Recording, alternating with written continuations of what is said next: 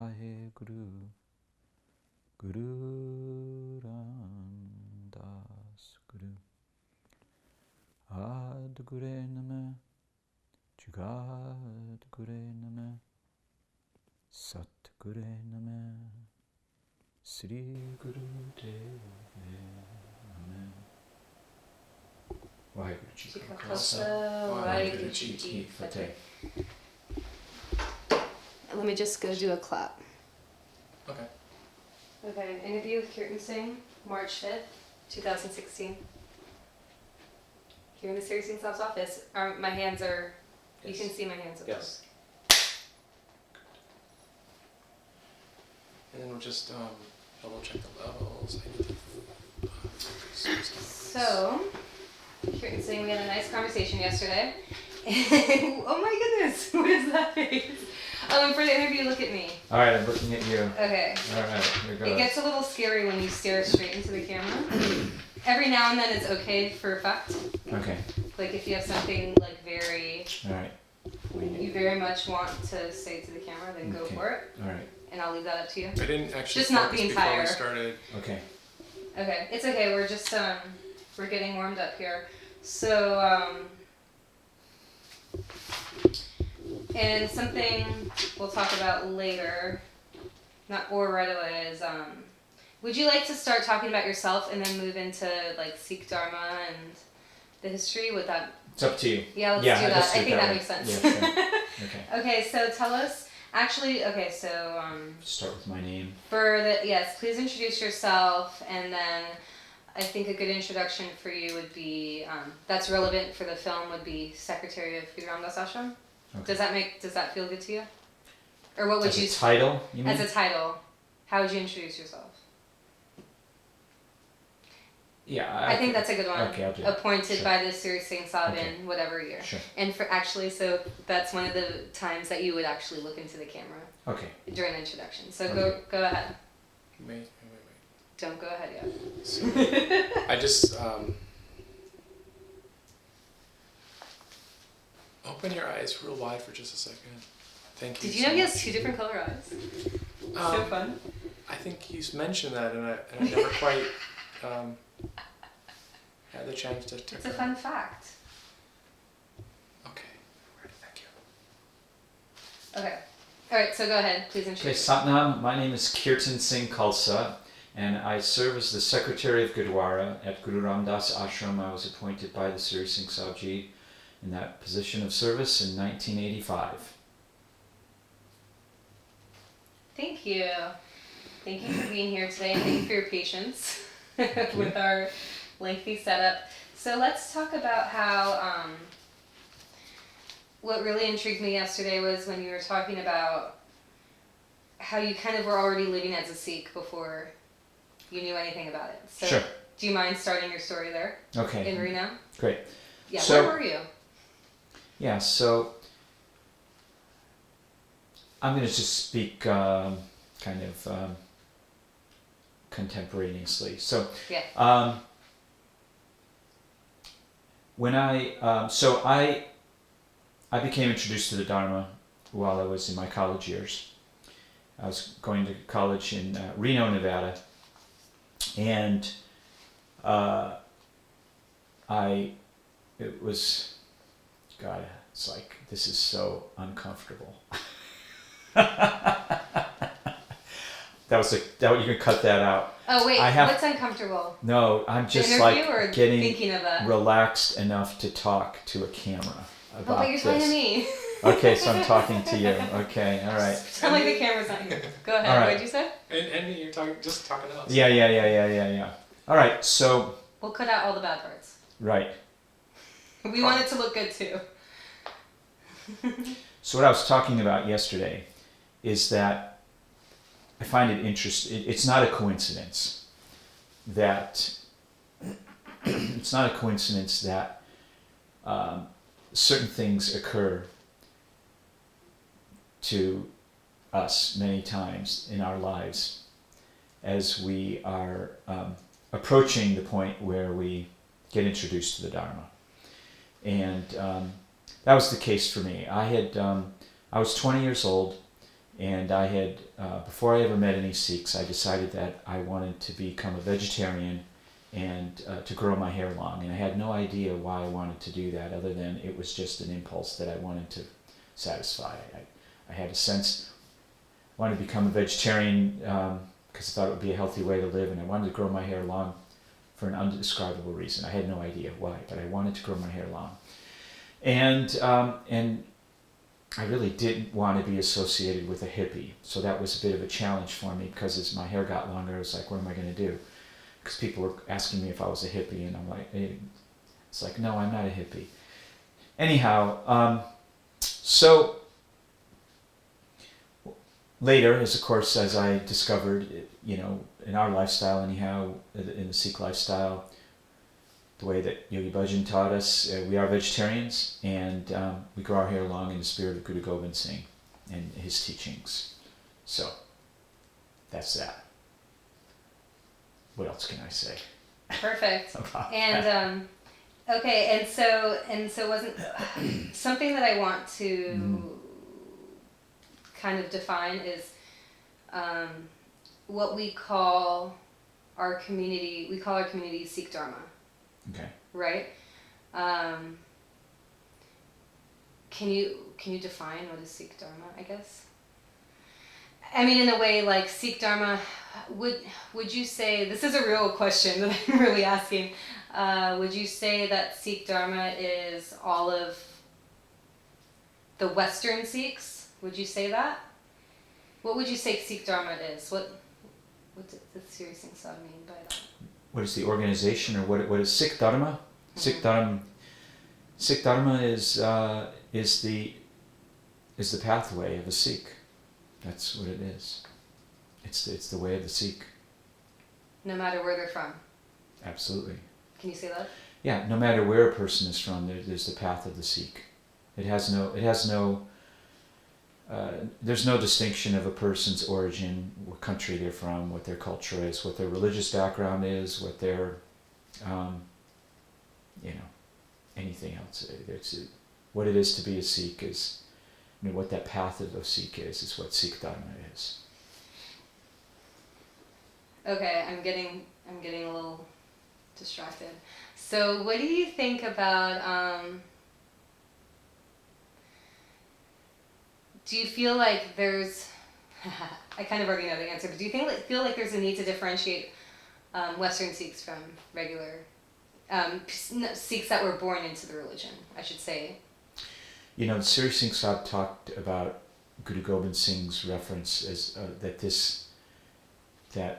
this dharma is a sarva dharma. It's a dharma of all, or for all. And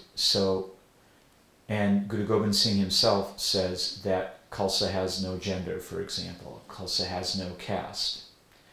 And so there are no distinctions, because the identity and the ultimate identification of any Sikh is to identify with their soul.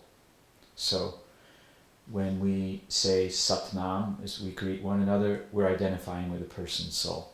And as the traditional greetings of Sikhs, Waheguru Ji Kal Khalsa, Waheguru Ji Ki Fateh, it means that my victory belongs to God, Waheguru, and so does my purity belongs to God, and my victory belongs to God.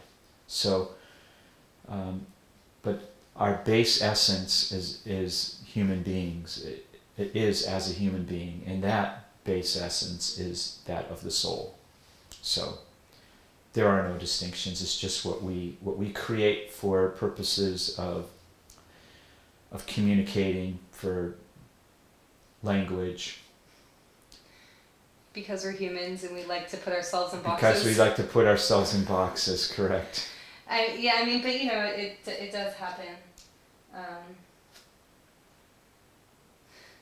My father-in-law calls us Harbhajan Singh Yogi Sikhs. Right.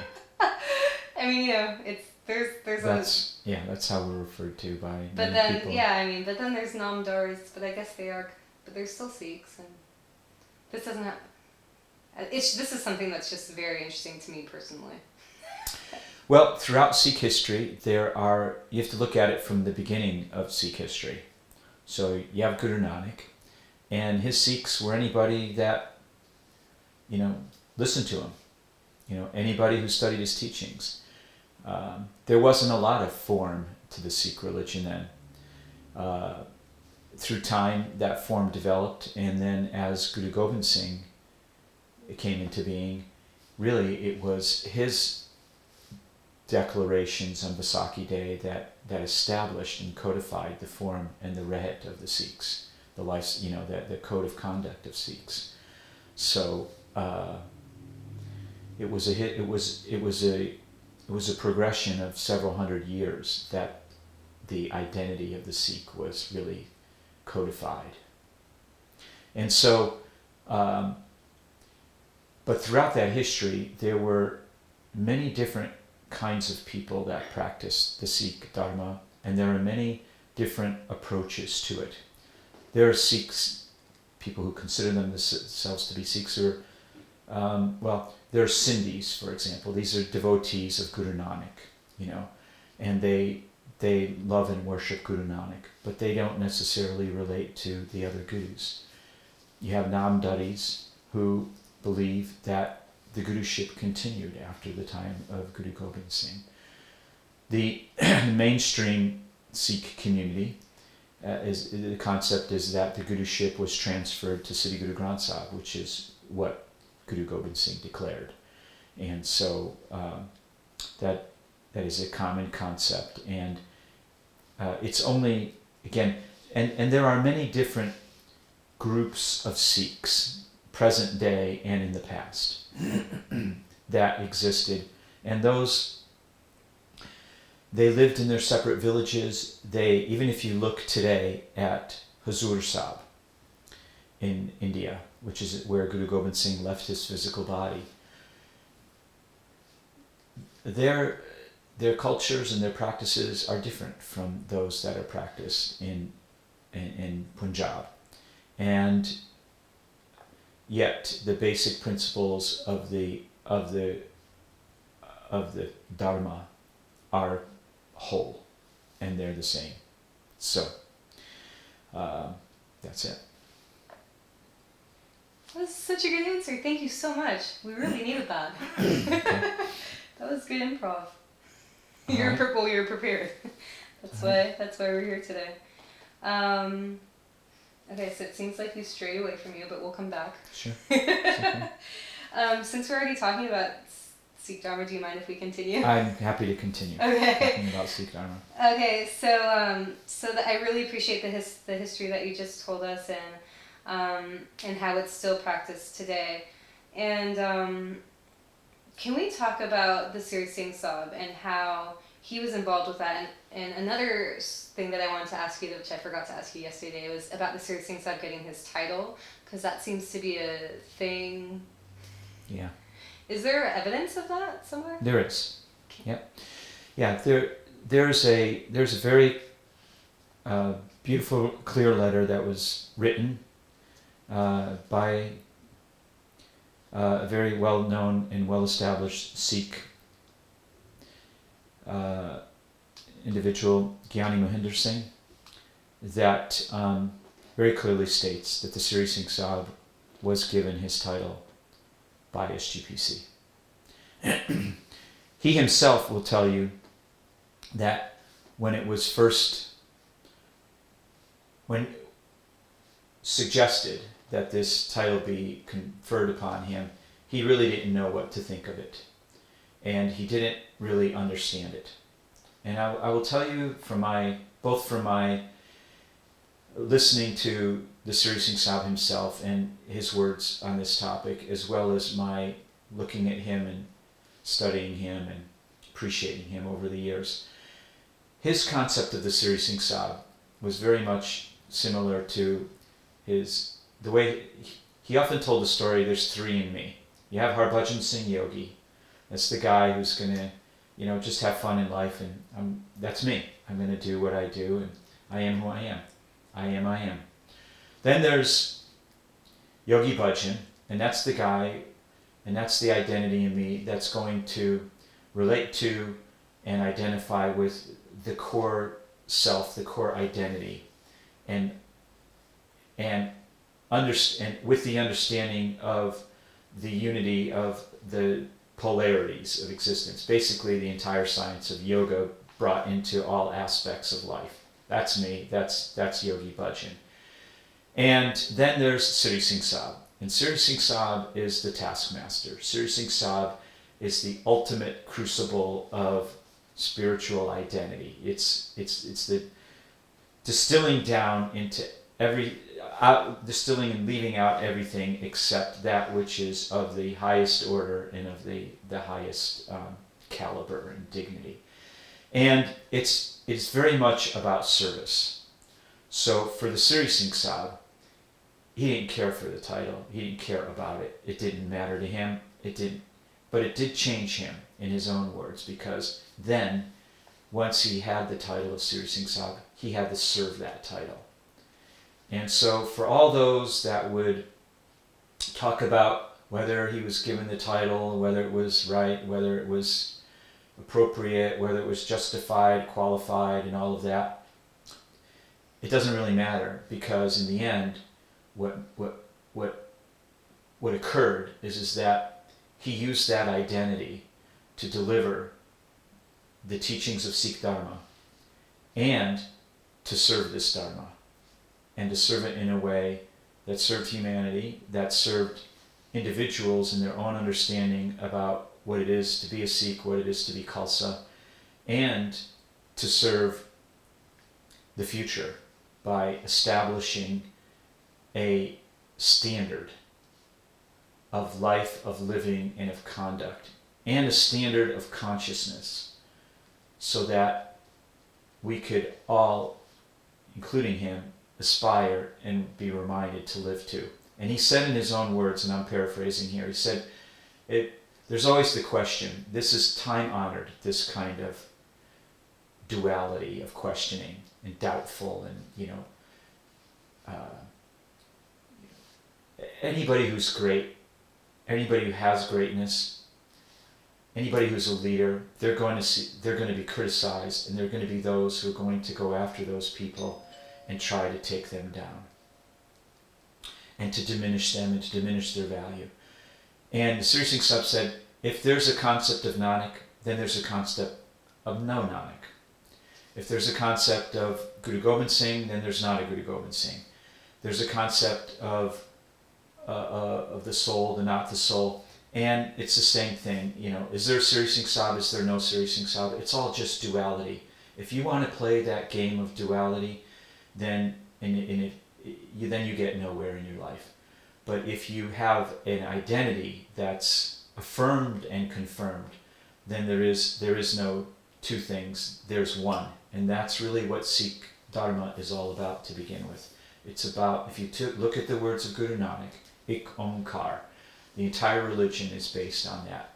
And I would say that the Sri Singh Sahib brought the meaning of those words to an essence that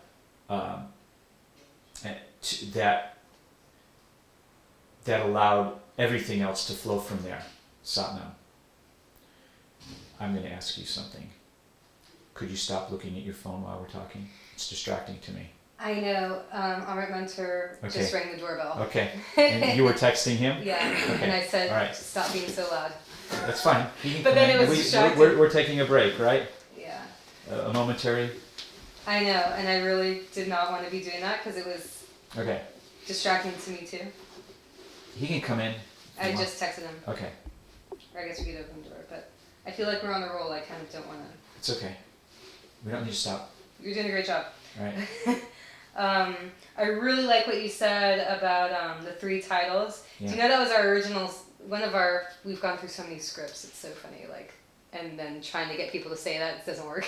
But that was one of our scripts was the 3 people in me, and talking about the 3 people, but everyone just wants to talk about the Sri Singh Sahib, right? Yeah. Or most people. And it's interesting, I noticed everyone, we're still rolling, right? Yes. We never stop. Until we're done. Never stop. People always refer to him as the Sri Singh Sahib, and they prefer that people, I guess. Pardon. people who learned from him? I'll tell you why. So the reason, you'll find that a lot of people will refer to him as Yogi Ji. Okay? And then a lot of people refer to him as Siddhi Singh Sahib. And that's because that identity that he carried, he tells a story often, and this is the best example. He one day came to the ashram on his usual routine. He would come to bow before he went out and did other things in his day. And one day he came and he was going to go for a walk. And he had shorts on with his golf club that he carried like a cane, and a nice polo shirt and a turban. And there was a young girl who was there, and she was probably 5 or 6 years old. And she said to him, Siddhi Singh Sahib, how come you're not dressed like Siddhi Singh Sahib? And he said, wait right there. And he had her wait there. He went home and he changed his clothes and he got in his robes and he came back and he greeted her. And he told that story so many times because he wanted to, because again, as I was explaining just before, that the title of Siddhi Singh Sahib was not a title for his ego. The title of Siddhi Singh Sahib was a projection, an identity that he needed to rise to live to. And when this little girl confronted him essentially on this, he knew that he couldn't give her an answer other than to come back as dressed as the Siddhi Singh Sahib. There was no other answer than that to give to that little girl, because she couldn't understand the difference in the separation of an identity like that. So you find, many people during the early days, everybody called him Yogi Ji, Yogi Ji, Yogi Ji, Yogi Ji. That's how he was known. But after he got the title of the Siddhi Singh Sahib, yes, people started referring to him as Siddhi Singh Sahib. And that's because we honored, I personally, and all of those of us who refer to him as Siddhi Singh Sahib, we honor that consciousness. And the other thing he said, if one of us is not, if there is a Nanak, then all are Nanak. If there's one Siddhi Singh Sahib, then we're all Siddhi Singh Sahib. And it's up to all of us to live to that consciousness of what it means to be a Siddhi Singh Sahib. And that again is about service. It's about how much is your identity linked to serving the Guru. And so it's a very beloved term to us, Siddhi Singh Sahib Ji, and we understand that culturally, the term Siddhi is only referred to with Siddhi Guru Granth Sahib, and there's not an iota of interest in the Siddhi Singh Sahib portraying himself as our Guru, or of being at the level of greatness of the Siddhi Guru Granth Sahib Ji. So let me share with you that many times the Siddhi Singh Sahib was referred to as a Guru, and he himself said, "I'm not your Guru," and he made that point emphatically many, many times. And one of the ways that I remember that he characterized that, he said, he says, I have a Guru that's beyond time and space, Siddhi Guru Granth Sahib.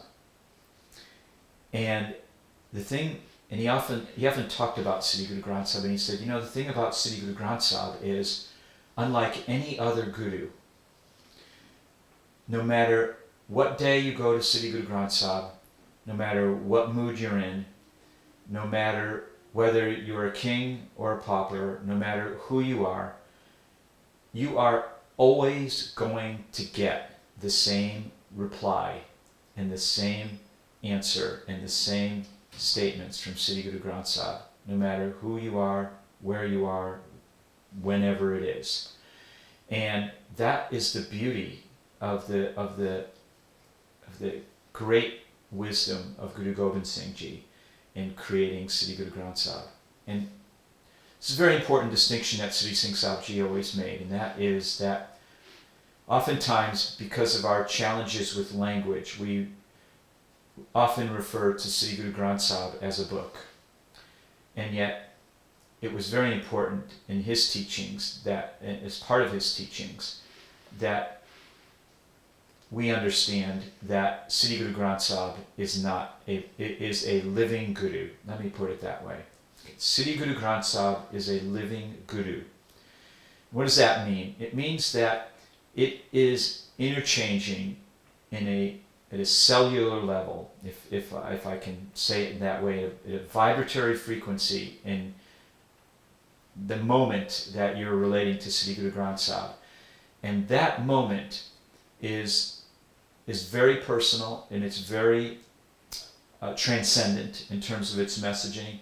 And at that particular time, you can read Sri Guru Granth Sahib, the same passage, 15 different times. And you will find that sometimes, oftentimes, and maybe all the time, that passage is going to actually speak something very different to you. And the thing about it is, it's going to speak to you in a direct reflection of where your consciousness is at. It's just like a mirror. So Sri Guru Granth Sahib has that effect. Whether you are a Sikh, Buddhist, I don't care whether you're Christian, Hindu, Muslim, it doesn't matter. Nobody's going around the world trying to make Sikhs. In fact, we are often criticized for, not proselytizing. We're not trying to convert the world to Sikh Dharma. We don't believe that the Sikh religion is the best religion in the world. We do believe that our Guru, Sri Guru Granth Sahib, is the highest and the most incredibly powerful and effective source of elevation for us to be able to elevate our own consciousness. And that's what Sri Singh Sahib Ji taught us. He said, why should I, when I have a guru that's as great as Sri Guru Granth Sahib, why should I make myself a guru and sell you out and basically give you something that's less than what I have? I won't do it. And didn't you say yesterday a lot of what he taught came from the Sri Guru Granth Sahib? Right. So for many years for a couple of years, 3, 4, 5 years before I moved to Los Angeles, I read several times his book that's called The Teachings of Yogi Bhajan, which is a collection of his quotes out of his various lectures. And I didn't begin to read Sri Guru Granth Sahib on a consistent basis, except for my Banis, until I came to Los Angeles and started to read in the City Akant Pat that we had here every week. And as I read more and more of Sri Guru Granth Sahib, I discovered and was surprised and pleasantly surprised and delighted to find out that so many of the things that the Sri Singh Sahib talked about and the way that he taught about Sikh Dharma were actual, if not exact quotations, they were distillations of the teachings that are in Sri Guru Granth Sahib. Thank you, and I'm taking notes for my own future reference. Okay. With time. Okay. That's okay. Okay, yeah. Okay, it's not as distracting because I'm still right here It's with okay. you, listening. Okay, great. This is beautiful, and I also like what you said about how the Sri Singh Sahib kind of set a standard and a code of conduct and consciousness to serve the future, and I guess I want to talk about Sikh Dharma in the future. Right. I'm going to go right off on that without you asking more. One of the incredible, in my own mind, I can only speak for myself, one of the incredible abilities of the Sri Singh Sahib is to relate to a person's soul. And that was the core of his teachings and his practice. So when he spoke to you, when he related to you in any way, he always related to you and your soul. And what, in a more mundane sense, he was relating to what it is in you that was your destiny. Where you were meant to be, where you're meant to go, who you're meant to be, and the sum total of you. Not somebody else, not his concept of you, but just pure and simple what you are and who you are. And granted, it was what he saw that he was reflecting, but that commitment carried through everything that he did.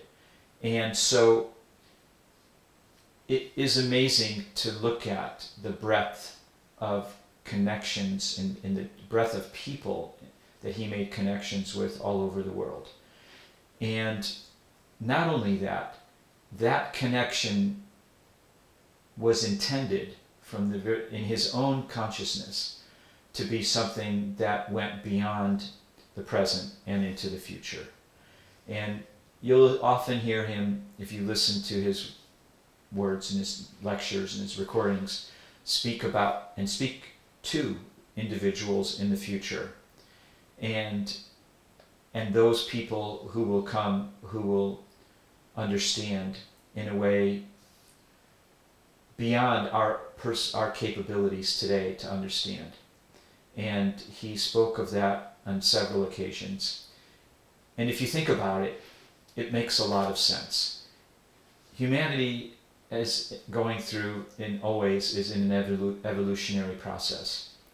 And there are people of higher consciousness on this planet who can see, who can experience, and who have depths of experience and sensitivity, really, of the infinite and of the cosmos and of the unknown of God.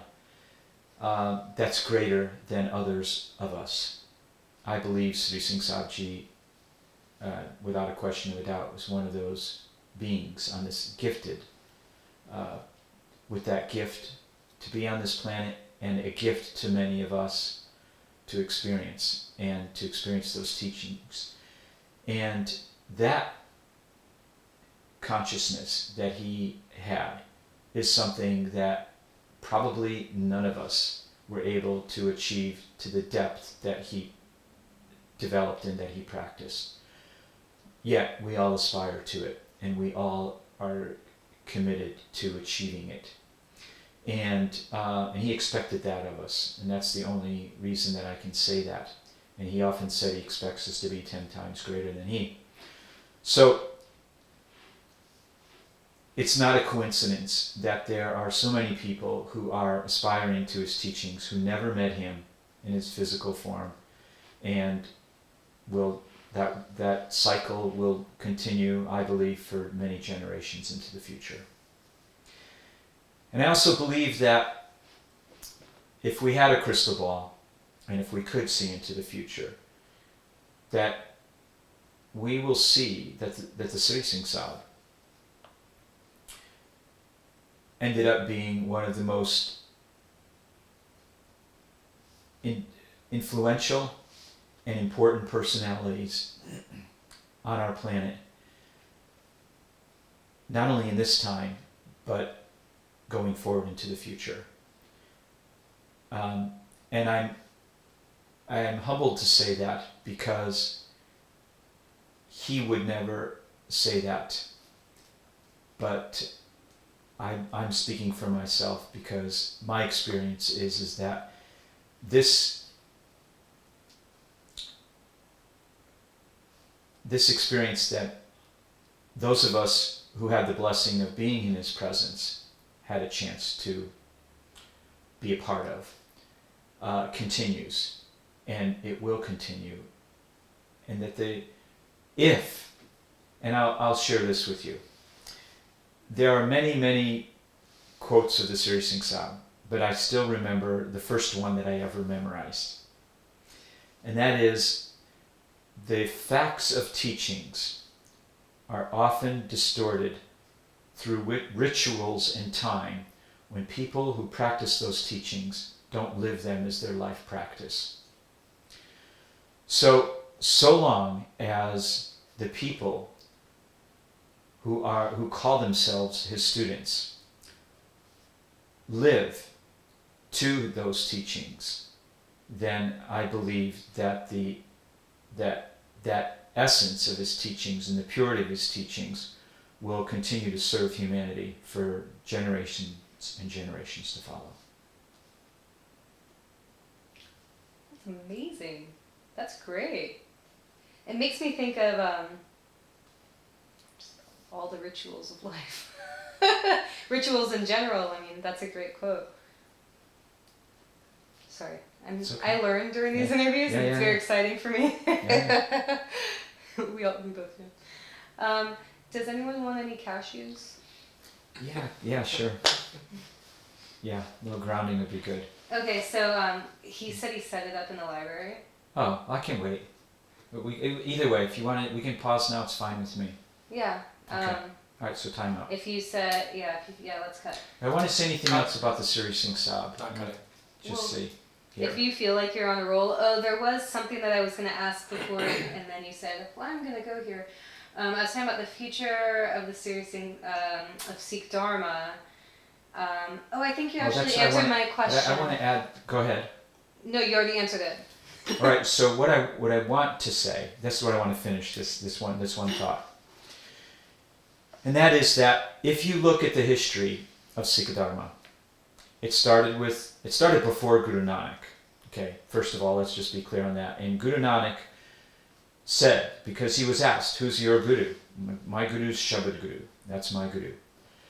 And really there were 13 gurus of the Sikhs, if you count them. You have Shabad Guru, then you have Guru Nanak, Guru Angad, Guru Amar Das, etc., all the way through. Then you have Guru Har Rai. Guru Har Rai was what we think of as the 10th Guru. It's really the 11th Guru. Guru Har Rai? I'm sorry. My apologies. Yeah. So let me rephrase this so I can get it back in. So we started with Shabad Guru of Guru Nanak. Before Guru, okay. For real. If we count the gurus, okay, there's really 13 gurus, and here's how it goes. We have Shabad Guru, which is Guru Nanak's guru, okay? Then we have Guru Nanak, Guru Angad, Guru Amar Das, Guru Ram Das, Guru Arjan, Guru Har Gobind, Sri Guru Har Rai, Guru Har Krishan, Guru Teg Bahadur. Then we have Gobind Rai, okay? Guru Gobind Rai. Then we have, after Baisakhi Day, 1699, Guru Gobind Rai took Amrit Sanchar, he took the Amrit from the Panch Pyare, and he then became Guru Gobind Singh. And then Guru Gobind Singh bestowed the Guruship upon Sri Guru Granth Sahib, which is the conclusive form of Shabad Guru, which was Guru Nanak's Guru. And often when people talk about the Sri Singh Sahib Ji or Yogi Bhajan, they talk about his lineage. And let me share something, I'd like to share something about that. His teachings are that lineage is something that we're all born with, and that we all relate to, and that it's a very common thing. We have our parents, our grandparents, our great-great-grandparents, but how many of us even knew our great-great-grandparents, or could name them by name, or tell us, except for modern days, we have these lineage websites and services where we can go back and trace our lineage back 500 years. That's all great. But the bottom line is, it doesn't really have a whole lot to do with who we are in our lives when all is said and done. What matters, and this is according to the Sri Singh Sahib Ji's teachings, is the legacy that we serve. We are siblings of a legacy. We are not siblings of a lineage. And so to us, excuse me, and so to us, Yogi Bhajan's lineage didn't matter to us. And whether or not Siddhi Singh Sabji was bestowed this title of Siddhi Singh Sab, and whether it was authorized or whether it was mandated and signed, sealed, we don't care. Because the meaning of what it is to be Siddhi Singh Sabji and what the consciousness is of that, as I talked about, is the leg and what the teachings of the gurus are, and what the Siddhi Singh Sab brought us to study and to be Sikhs of the Guru and to be Khalsa. That's the legacy that we serve. That's the legacy that we consider our lineage. If you're a Sikh and if you're Khalsa, your lineage begins the day that you become Khalsa. And your lineage is that of Guru Gobind Singh. And then your legacy that you serve is that of Guru Gobind Singh Ji. And that's what a Sikh is. And as Siddhi Singh Sahib said, if you look at all of who you are, because we all have multiple identities in our lives. We're professional identities, we have family identities, we have multi-professional identities, we have secret identities, private identities, public identities, the list goes on and on. We have web identities, and when all is said and done, our ultimate identity, when he, in his words, he said, when you should first live as Khalsa and everything else comes second. Waheguru. Waheguru. I just got a little teary-eyed. What did you say? I just got a little teary-eyed. Oh yeah, Khalsa. That is beautiful. And I'll say about Khalsa, because, Siddhi Singh Sabji had his favorite quotes. So one of his favorite quotes was, Khalsa mera Satguru Pura. Khalsa is my true, perfect Satguru. And he loved that quote, and I'd like to explain to you in my own words why he loved that quote according to what he taught, what his teachings were. He made no apologies about living to the highest and the greatest extent of that identity of Khalsa. In fact, that was the core of his teachings. That was the ultimate epitome. The highest level of his teachings was what it meant to be Khalsa. And he talked a lot about Bana and the definite and what it means to wear Bana, which is what we got when Guru Gobind Singh established the Khalsa. In the Siddhi Singh Sab's own words, he said, what did we get? He said, we got one thing. We got Bana. That's what we got. We got Bana. And what is Bana? Bana is what we wear. It's our spiritual, it's our outward representation of our inner consciousness. That's what it is. And we live and when we wear it on the outside, we live it on the inside. And it's just like the words we speak. We think, and we've learned, and this is part of his teachings, and now modern science is affirming it, whereas 25 and 30 years ago when Siddhi Singh Sabji was saying this, there was no science to back it up. But now there is science. He talks about what Gurbani is. Gurbani is not Punjabi, which is a language of Sikhs that developed in northern India. There's Old Punjabi, but Gurbani is the words that were spoken, the specific combination of words in a manner, in a permutation and combination, as he described, that creates a consciousness. And so we often think that we have to we speak what we think, right?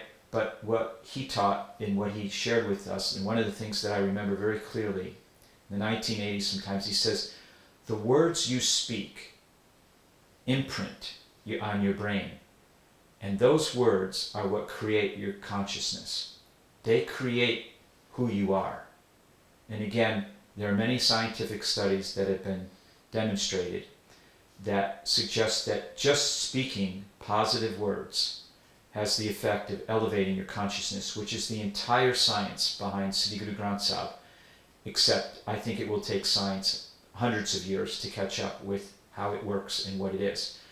But when you boil it down to its essence, what it is it's and he taught this to us. The meaning is secondary, because if you just speak the words, even if you speak them in English, which is imperfect, but because there's nothing better than the original language, but even if you speak the words in English, that consciousness comes through, and you're speaking to yourself, and you're listening to yourself as you're speaking those words, and then you're having the relationship of Guru and Sikh. The Sikh is a student of the Guru is the enlightener of the Sikh's consciousness. You're having that experience in real time. And Waheguru. There was something else I started out saying. Waheguru. That got me on this that I didn't quite finish. Khalsa? Yeah, that's right. So, he talked about Khalsa Mera Satguru Pura. And this is a concept that came through in his yogic teachings as much as is in the teachings of Sikh Dharma. Most of us want to experience God as something outside of us. Most of us, as a matter of habit and conditioning, we want to proclaim that we want to live in a consciousness that believes that we're subject to everything that happens in the world, and that we don't have any, if you will, control over our destiny. And these are two very diametrically opposed thoughts in spirituality that will completely contradict each other. But if you understand where the contradiction merges, you will understand one of the gems of all of spirituality, and that is, are we subject to time and space, or are we masters of time and space? And the answer is both. And the way the Sri Singh Sabji described it is, we're subject to environments, we're subject to other individuals in our environments, we're subject to many, many things that are completely unknown to us. And to the best of our ability, even if we master our consciousness, master our practices, we can still only impact 10%, maybe 20% of all that happens to us and all that occurs. And so, to that extent, we are always subject to the will of God. And yet, if we align ourselves with the will of God, and that being with our higher consciousness and live to our higher consciousness, then we find that the events in time and space align themselves in a way that serve us, because we are serving the infinite. And so one of the things that he taught is that Khalsa is a master of its own destiny. Because if you live as Khalsa, then your destiny is already determined. And as Guru Gobind Singh said, Rehet pyare mohoko Sikh pyare nai. What I love is the Rehet, the lifestyle, the discipline of a Sikh. I don't care about the Sikh himself. And Sri Singh Sahib believed that, and this is part of the teachings, there's Gur, Guru, Satguru, Siddhi Guru, Waheguru. Those are the elements and aspects and progression. Gur is the technology. Guru is the Guru. Satguru is the living Guru. Siddhi Guru is the transcendent Guru beyond time and space. Waheguru is God itself. And if Guru Gobind Singh said, Khalsa Mera Satguru Pura, Sri Singh Sabji was going to take that literally. And he taught us something very important in that. And that is, if you live as Khalsa, and if you represent yourself as Khalsa, then you are the living Guru. And that's not to say that we are Sri Guru Granth Sahib, but it means that as a Sikh, and as Khalsa, you represent the Guru, you live in the consciousness of the Guru, and you walk through life as a representation and a reflection and as a presentation of the Guru himself. And you should never live to an identity less than that. You're such a good teacher. Do you teach? I'm teaching right now. You are. It's a great class. I'm serious. Thank Can I you. get a copy of this? Yeah. It's part of your payment. I'm just kidding. Kidding, not kidding. Never should live for anything less. That's the last thing you said, right? Mm-hmm. Should we let Amrit Munter in? Yeah, let's go. Or do you want to Time go? out. Or No, I'm fine. No, we can let him in or we can go to the library. Either way, I don't care. Should we cut? do you need a break? I don't need one, but I don't Do you mind need a one. break? I don't care. Yeah. Okay. It's all on the talent. All right. So cutting, yes? Okay, let's cut. We're coming back. Okay. We're going to meditate on... You have to find my voice and I'm rolling sound. some cobwebs. Roll video. I'm rolling sound already. Okay, let's do a second clap. First clap for this. There we go. Yeah, right. How Rolling. do I look? Hair, makeup. Okay. I Right. don't know. Do you mind if we adjust anything? What would you... Do you want to... I kind of would not No, want don't do to anything. adjust anything. I'm not even gonna tell you what it is then. Okay, good. Kirtan Singh, take 2. Okay. I feel like we should retune in. That's Oh, it. shit. I like tuning in. It feels like it censors me. I'd get in the match, you got get in the mess, that's good in the mess, city good in the mess. I'd get in the match, you got get in the mess, that's good in the mess, city good in the mess. I'd get in the match, you got get in the mess, that's good in the mess, city good in the mess. Waheguru Ji Ka Khalsa, Waheguru Ji Ki Fateh. Okay, so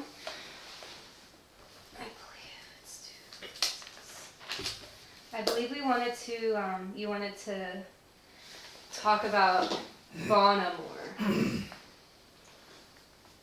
You wanted to say something. How would you like to start us off? Sure, whatever. Fine. Bana. What we were just talking about, and how it kind of sets. Okay, I guess you can start with how it sets us, how it identifies us. Yeah.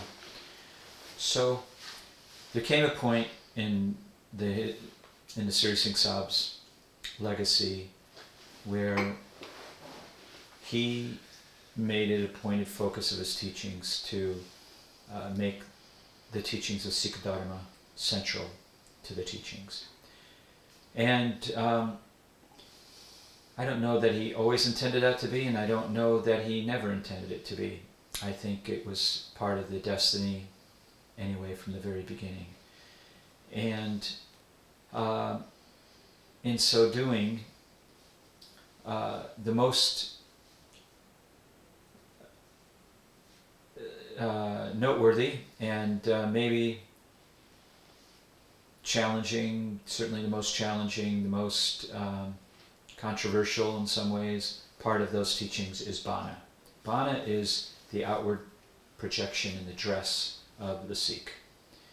And it's a very important element of the teachings of Guru Gobind Singh.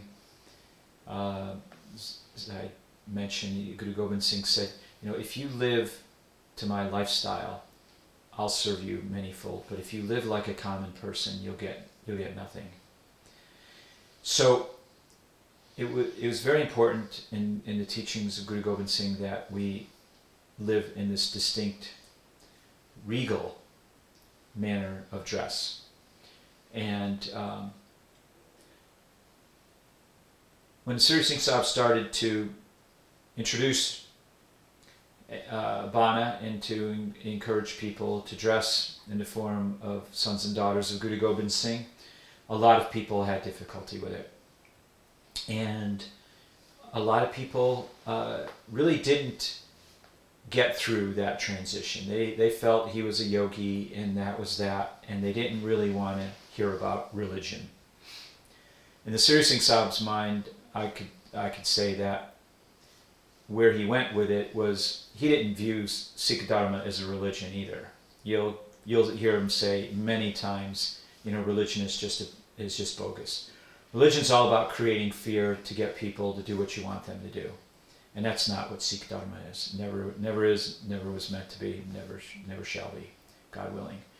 So the whole purpose of Sikh Dharma is for a person to have an experience of their true identity, Satnam, true identity, and to live and share that with the world.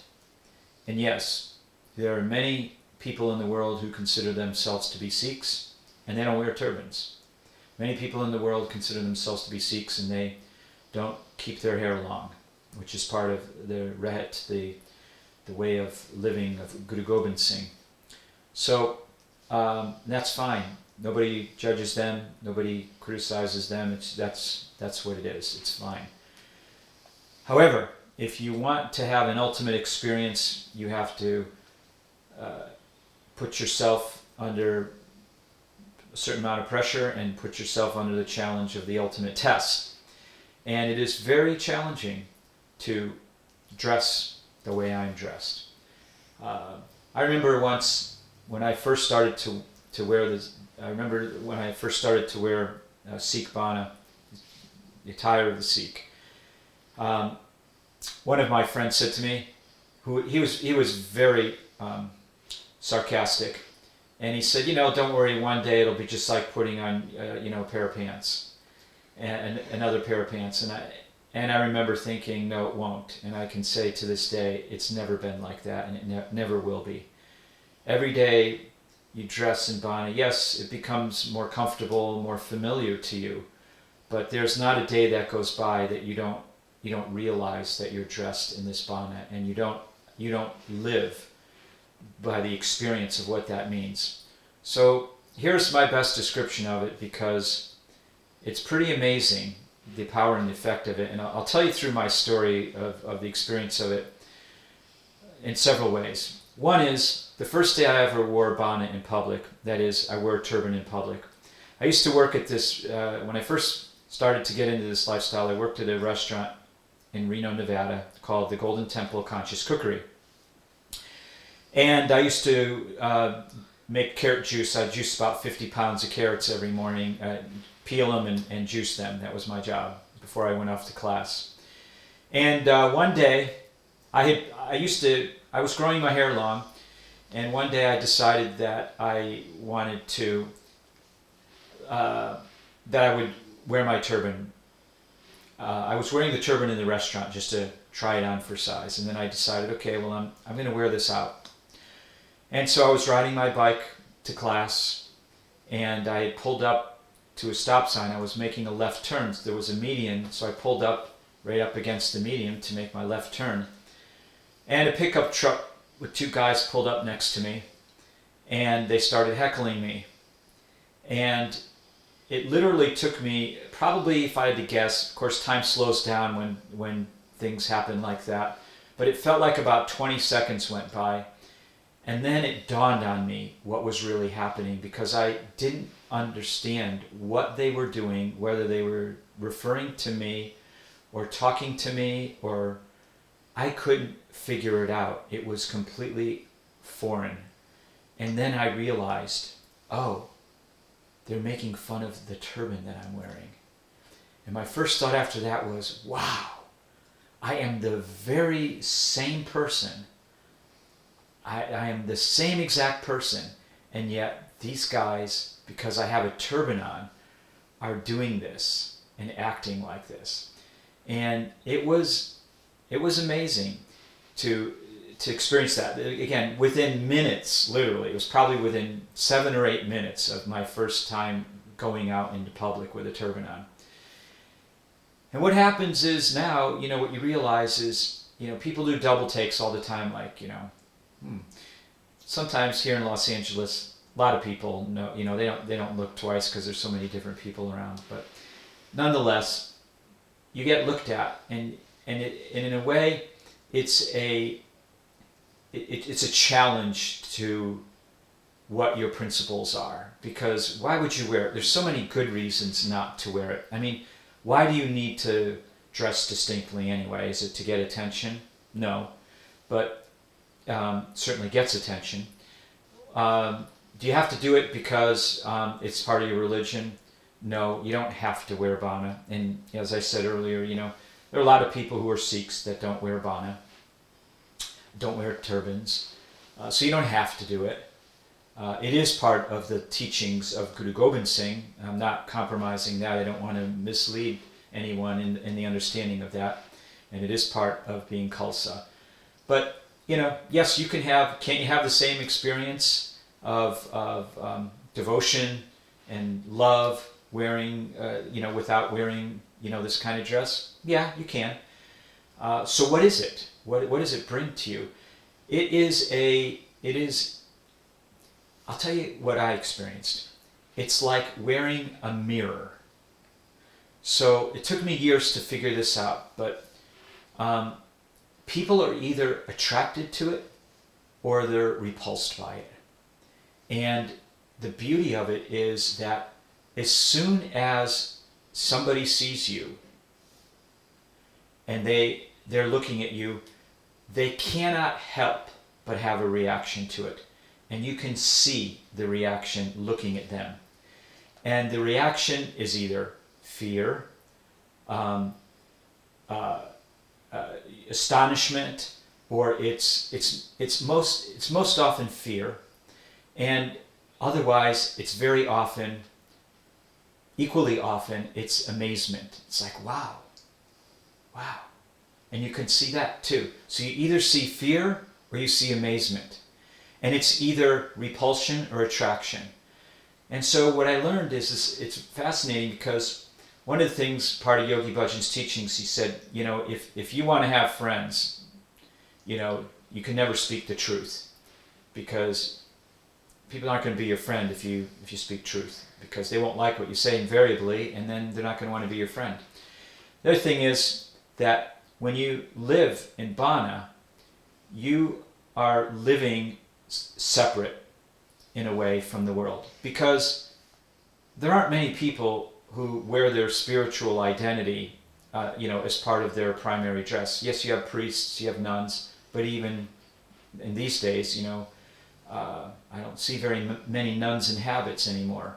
Yes, you have Buddhist monks who dress in orange robes and shave their hair, but really there are not many people who live in the world.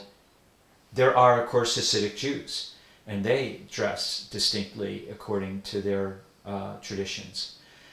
But again, there just are not that many people who do. And yet we do. And the beauty of it is that it really identifies what is most important to us first. What's most important to us is to live to our principles and live to our values. And those values are something that are so beautiful, that are so regal and royal, that they represent sharing and giving and goodwill and hospitality and social justice and truth and consciousness. That, God, who wouldn't want to wear this? And who wouldn't want to represent that? And that's what it represents. It's a uniform. It truly is. But what it represents is so amazingly awesome that every day I step into this uniform, I am in awe myself of it. And I'll tell you another one of my unique experiences. I don't know if others have it. Whenever I see a Sikh, even my wife makes fun of me about this in an endearing way. I see a Sikh and I'm like, oh, look, there's a Sikh. And then sometimes when I'm walking and I come across like a pane glass window and a shop window, I see a Sikh, and then I realize it's me. But before I realize it's me, I see a Sikh, and Sri Singh Sahib said, he said that's the power of bana. It's an expression of light. There's a hope. There's a light. There's a projection of light. There's a projection of service. There's a projection of love. And when I see that, that's what I see. And he talked about how from the very first minute that you see someone dressed in bana, it will change your life. And truly I can testify to that, both from my own experience of having seen the bana and then from my experience of having worn it for the first time. Both happened. I get excited when I see other suits too. My wife does too. Really? Oh, there's Yeah. Look, it's the same suit. there's someone you know. And I guess it's like we know what it represents, and I guess what this film will help help let other people know what it represents, because a lot of people don't know. So what the bana represents is the essence of the teachings, and to share a little bit more about that. First of all, Guru Nanak's words, in Guru Nanak Dev Ji's words, Sarabhat Dabala. That's one of the principles that we as Sikhs live by. Sarabhat means all, and Dabala means the good. And in translation, it means goodwill to all. It's the good. We wish goodwill to all. Our enemies, our friends, people who we don't know, people who we know, people who we love, even people who we disdain. It doesn't matter. Guru Nanak said, love all, have goodwill for all. Even if you don't like a person, still wish good for them, because that expression of good serves you. It's really a very selfish thing in a way, because whenever you wish goodwill, that goodwill comes back to you. It comes back, very directly sometimes in very subtle ways, sometimes in very particular, specific ways. But it always comes around, that's the law of karma. And in Guru Gobind Singh's time, and before, only those who had the kingly, stately classes were allowed to wear turbans. You could not wear a turban otherwise. And when Guru Gobind Singh created the Khalsa, he established the brother and sisterhood of those who would live regal in their spiritual identity, in their conscious, elevated identities. And what he said, and Guru Nanak also started this, and Guru Gobind Singh continued, is that there's equality among all people. And part of our practice is that we not only come and worship together, but we come and sit and eat together.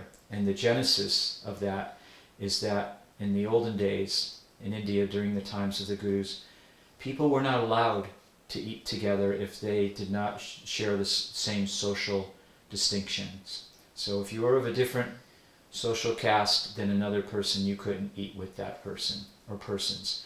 And what the Gurus established is what's called Guru Ka Langar. It's the place where everybody comes and anchors and sits and has a meal together. They share bread together, king and pauper alike. And anyone who wished to come and meet the Guru, including the kings of the days, they were required to come and sit and have langar before they met the Guru. And Guru Gobind Singh, who was a champion for social justice, when all others were only eligible to wear turbans if they had the highest of social standing, Guru Gobind Singh said, we all have the royalty of ourselves and of our God, and we will live to that, and therefore that's what we live to represent, and let no man stop us. Beautiful. And do you want to talk about how before everyone used to have their head covered in the Old Testament, like you were saying before? Yeah. So there is, one of the beauties of the Sri Singh Sahib is that he conveyed these teachings to us in our vernacular, in our language, and he made it accessible to us.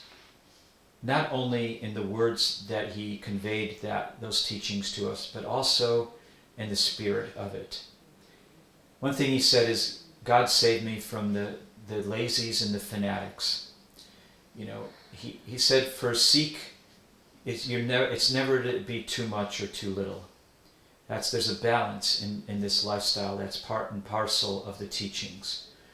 And so to to try to achieve a point of religious. Shall we pause for a minute? Yes. Is that Sid? It's probably Sid. Sid, we're gonna shoot.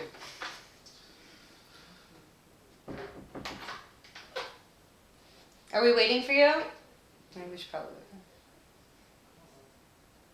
You closed that door there too. I did. It was I closed. thought you did, yeah. And It's surprising. It's Yeah, isn't impressive. Is it Sid? So cute. we're still rolling. We'll I appreciate want to that. interview. I know, right? I wanted to interview him, but he's acting shy. Anyway, What was I speaking on? God save me from the lazies and the fanatics. Is Right, the and last before thing. your question was that I was Um, getting to something. Everyone used to wear turbans in the day. Oh, right. So one of the beauties of the Siri Singh Sahib, of his teachings and the way he not only related to us in our vernacular, and he also related in terms of the style, he related to us the spirit of the teachings. Yeah, go ahead. Can you sit up or forward? Yeah, I'm slouching, right? And we Getting ate. relaxed. We're all relaxed. I know, that's good. You did a great job. Okay, No, I'm just all right, kidding. so let me start. You know, How's and that? we can No, we I'm can glad. I cut. don't want to be slouching. We can cut it together, so you don't have to repeat the vernacular and spirit. You said it great the first time, but if you want, Okay, fine. So I don't need to do that. So then let me do you don't have to this. perfect it. You can say it again if it helps lead you into the next sentence. Though. Well, it might help. Yeah, patch it together. Yeah.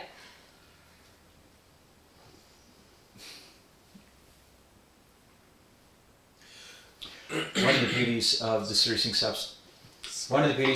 Sab's teachings, and the way that he taught, is that he made the teachings very accessible. And one of the ways that he made them accessible is he explained in considerable depth why the teachings how the teachings had a practical application, what the practical applications were. So for example, we grow our hair long. The question is why? The answer is because hair conducts electromagnetic energy. And that energy is built into your body the way that the creator of our bodies made it. And we were born this way. There's a natural reason for it. Specifically for the hair on the top of your head, when that hair is tied up in a knot on the top of your head, it conducts electromagnetic energy in an upward direction. And it's similar to the effect of focusing that attention in that direction. It's like an electrical current. It's really no different. We've all seen pictures in our elementary school texts of people having an electrical current run through them and their hair standing up on their head, you know? So this is the same thing. It's the same principle. Hair conducts electromagnetic energy. What you do and how you align the circuits of that energy has a lot to do with what your own energy is like, not only physically, but on a more subtle level, energetically, emotionally, psychically. Okay? So the whole concept of growing your hair is to have the maximum amount of that conductive energy in the first place. The concept of tying it up on top of your head is to put that energy to its most appropriate and directed use. And when you focus that energy up on the top of the head, all of your energies become elevated. That's why at night, the science and the technology of living as a yogi and of Khalsa is you comb your hair down at night. Why do you do that? Because you're relaxing. You're allowing that magnetic energy to come back down and to allow you to be relaxed. It doesn't mean that you're hyper when it's up and you're not relaxed when it's up either, but nonetheless, that's the effect of it. Now, another thing is, why do we cover our heads? Well, there is a spot that was soft when we were all a baby on the top, softer when we were all a baby on the top of our head. And in the yogic sense, and in Siddhi Guru Granth Sahib, it's called the 10th gate. It's in Anand Sahib. For anybody who's a Sikh, you'll know that every day that you read Anand Sahib, Guru Amar Das refers to the 10th gate. And the consciousness of living in the awareness of that 10th gate, where all of your intellectual, psychic energies are focused on elevated thoughts and concepts and ideals. But at the top of your head, there's a when you put a small head covering over it, it creates a pocket of air, and it keeps that just nice and slightly warmer than it otherwise would be. Now we know scientifically that one of the places that you lose more heat than anywhere else in your body is from your head. And if you look at football players who are coming out of, they take their helmets off and they're operating in cold weather and they've been exercising, you'll see the steam coming off the top of their heads. That's a huge amount of heat that's being lost, if you will, through the head. So when you cover your head, you're keeping the warmth and that heat there, which has an impact and has an effect of keeping your energy contained also and conserving your body heat at a particular level of health, let's say. So if you look back at all of the pictures of the videos of people who came as immigrants to the United States, look at all the videos of Ellis Island. 95% of those people, I would guess, if you counted them, I'm just guessing, but virtually everyone had their head covered. Men and women alike, especially women. And the reason is that it somehow, throughout history, we understood the value of keeping your head covered.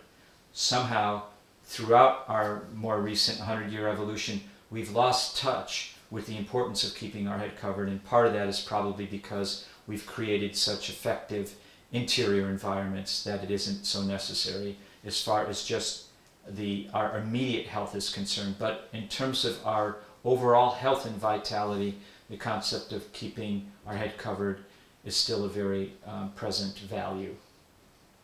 And you're saying it's even in the Old Testament, you read about it. Yeah, and if you look back historically, for example, in the Old Testament, it is described there that the people of Judea, I guess, they grew their hair long. We all know the story of Samson and Delilah, and we believe as Sikhs that there is truth to that you do have a strength that you maintain by keeping your hair long. And we know that in those days that the ancient Jewish people, they wore turbans. They kept their hair long. They wore turbans. They tied their hair up in a knot on top of their head, and they wore their turbans up there. And that was the ancient technology, and it still exists today in Sikhs and Khalsa. Yeah, and I just read an article actually, even in Native American traditions, like the boys and girls keep their hair long in a braid down their back, but it's like that represents their strength. Mm-hmm. You want me to say that? Oh, I don't need to. No, you don't need to. I just got excited. I can talk. This is a conversation. Yeah, I like it. It's better that way. Yeah. Anyways, it was, I think, posted in the Khalsa Mom Facebook group. Did that answer the question? Yes. Okay. Thank you. Very well. I would like you to talk about how you said yesterday you had a premonition that you were going to die at a certain age, and how a lot of people in this Dharma had that feeling, and how the Siri Singh Sab, or they were the day that. What did you say? I'll do it. You know what you're going to say. So, my story about, people often ask, how did you become a Sikh? And here's how I used to tell the story. And the story is that I decided I wanted to clean up my life. I was going to college. I wanted to get my life cleaned up. I stopped drinking, and I started taking yoga classes and Tai Chi classes, and I became a vegetarian, and I then came across a Kundalini yoga class. I took a Kundalini yoga class, a couple of them. I really loved it. Then I started to do sadhana, and it was the experience of sadhana that really inspired me to become a Sikh.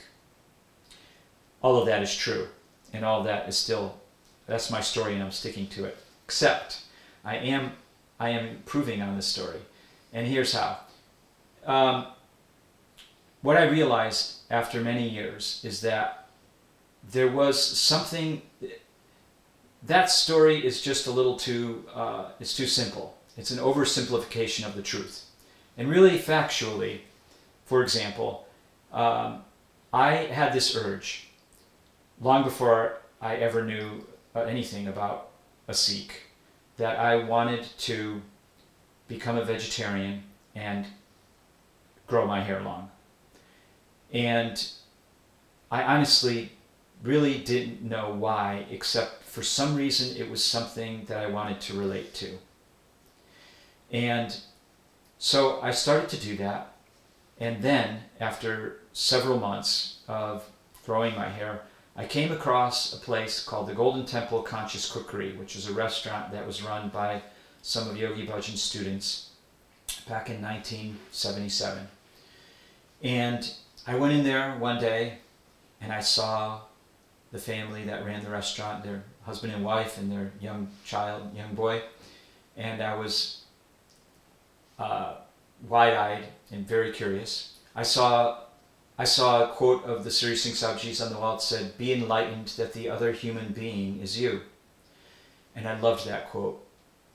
And I ordered a sandwich. I ate the sandwich, and then I ordered a piece of carrot cake. And as I ate that carrot cake, I had almost a psychedelic experience, would be the best way to describe it. I felt like I was eating something that was so delicious, but it was beyond taste and it was beyond flavor.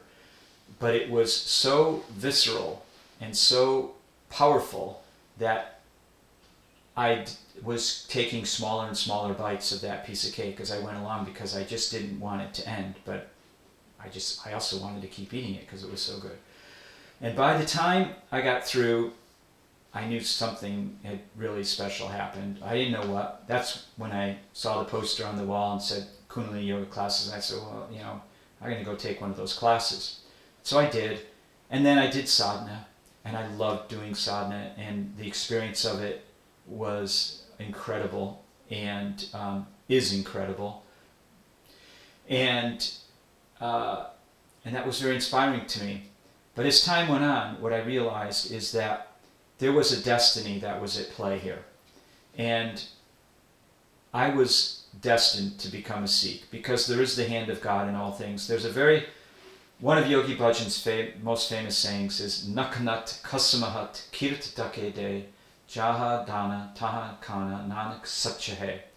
It means, I'm like a camel with a nose string in my nose, and you, the master, O God, are holding that string. Wherever I'm supposed to eat, that's where I'm going to end up eating. Nanak, that is the truth. And he often referred to that quote because that describes that no matter how much we do, no matter how powerful we are, we're all at the will of God and living in the will of God.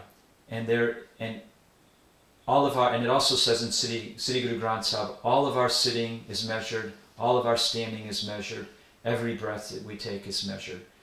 And we have so many morsels of food that we were destined to eat, so many breaths we're destined to take, and here we are, living that.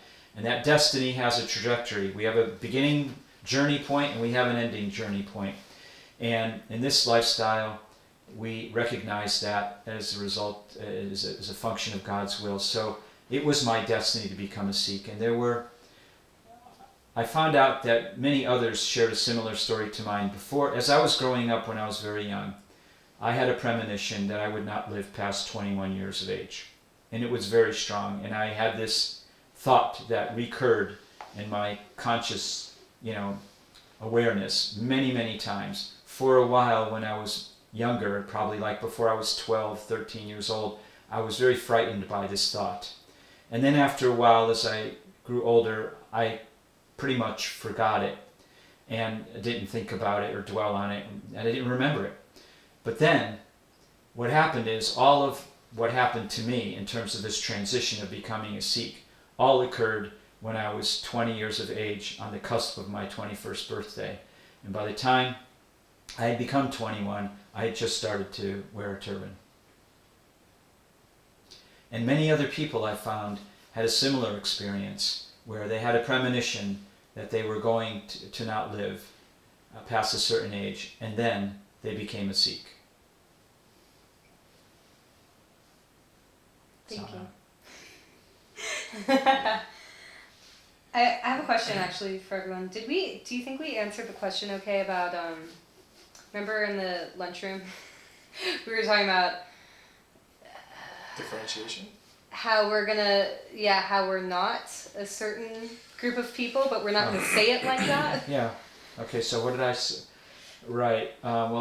Okay, hold on a second. What did I say in there? I'm trying to remember. I'm sure there's other ways to say it, but I felt it was very strongly You thought stated that there are many different things and we are something specific, and you think he got it? But- We got it? you can have them just... Do you think we got it? I could just mention the history too. Sure. It's just not, okay, I'll mention Thank the history. you. So the Sikh Dharma in present day is the 5th largest of the world's major religions.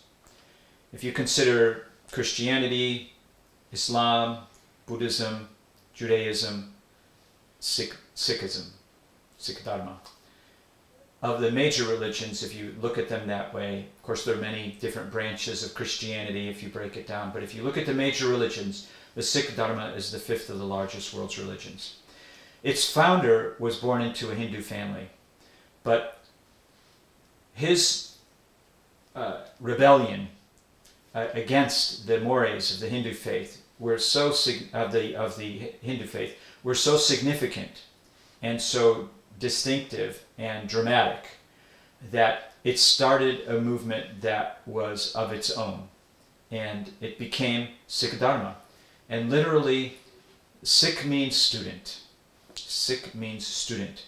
So those who are on this path are students of the Guru. They're students. The first Sikhs were the students of Guru Nanak Dev Ji.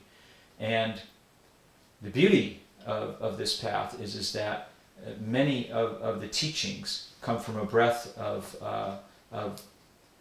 concepts, of faiths and practices, and yet the central focus is the unique delivery of the teachings as per Guru Nanak and his successors, and some of his predecessors, in fact. But there was something else that from different faiths. Yeah, maybe that's confusing matters. Did you say that? I did. I'm sorry, I'm taking notes at the same time. Different faith backgrounds. No, I think you said, I think it's great what you said. Okay. I think it's very clear. Also, I will, we want to talk about yoga in the City Guru Granth Sahib. You said you wanted to address that? Yeah. Yeah, I'm happy to do that. Well, let me just think. I just want to pause for a minute. Sure.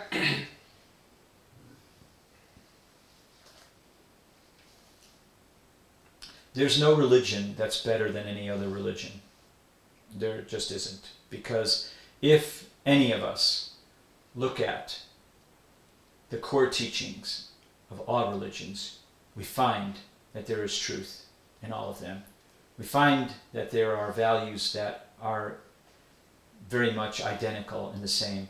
We know that every religion has the basic sutra, as you sow, so shall you reap. Every religion has it. Why is that? Because it's a basic law of God. It's a law of nature. We're all connected. We're all intertwined. There's nothing that isn't God. And so therefore, every cause has an effect. It's Newton's third law. Every cause has an equal and opposite reaction.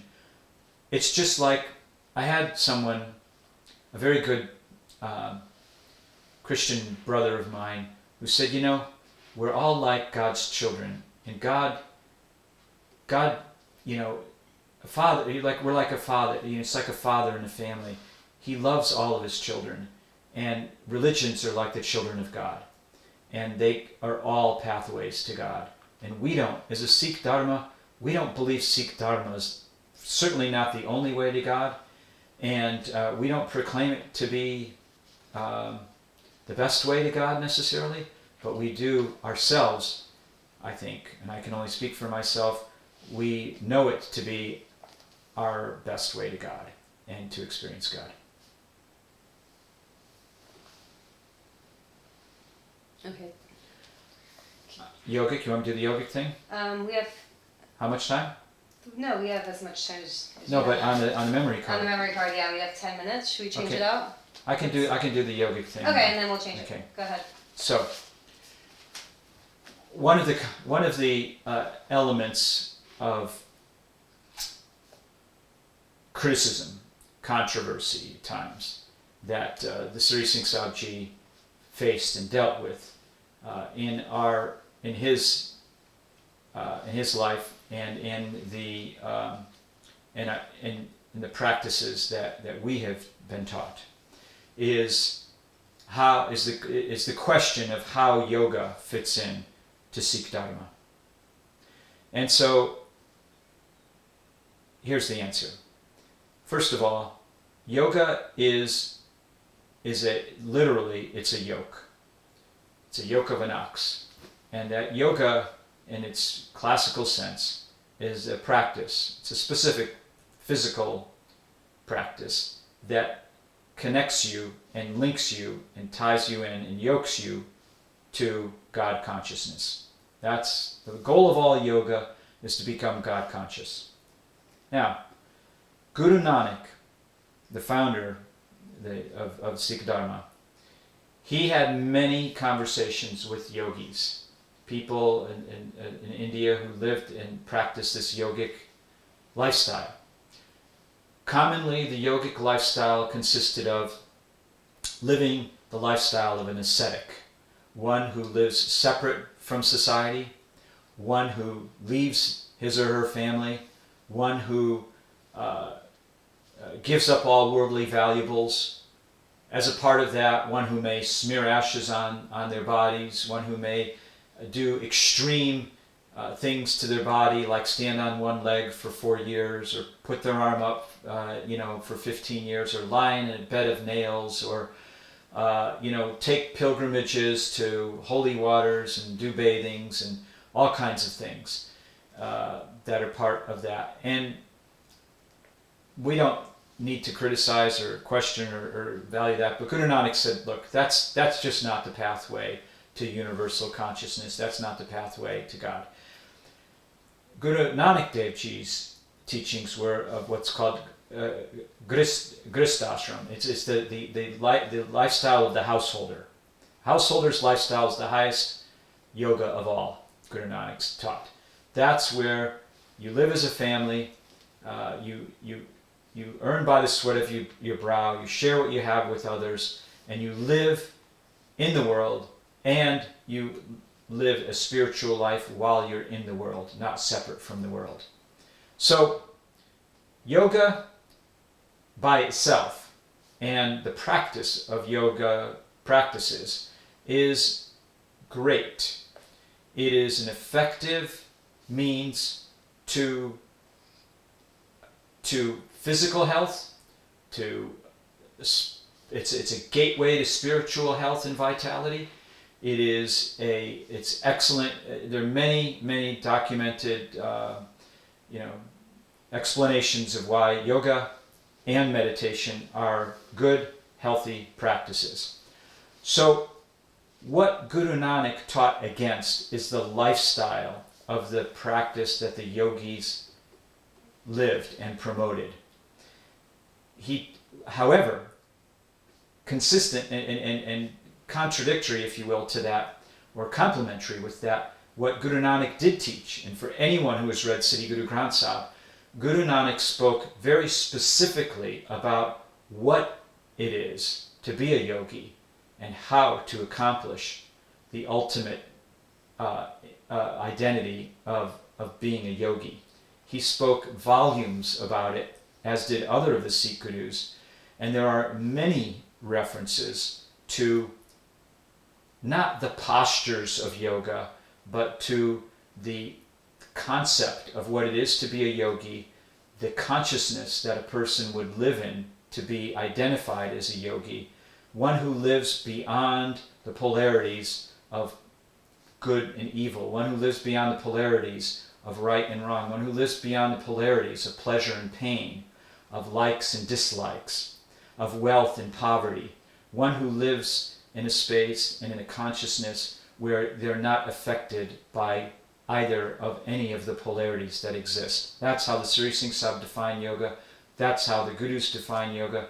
And they define the ultimate yogi as one who lives in the world and yet still can live separate from the world by their manners, by their disciplines, by their practices, and by their values.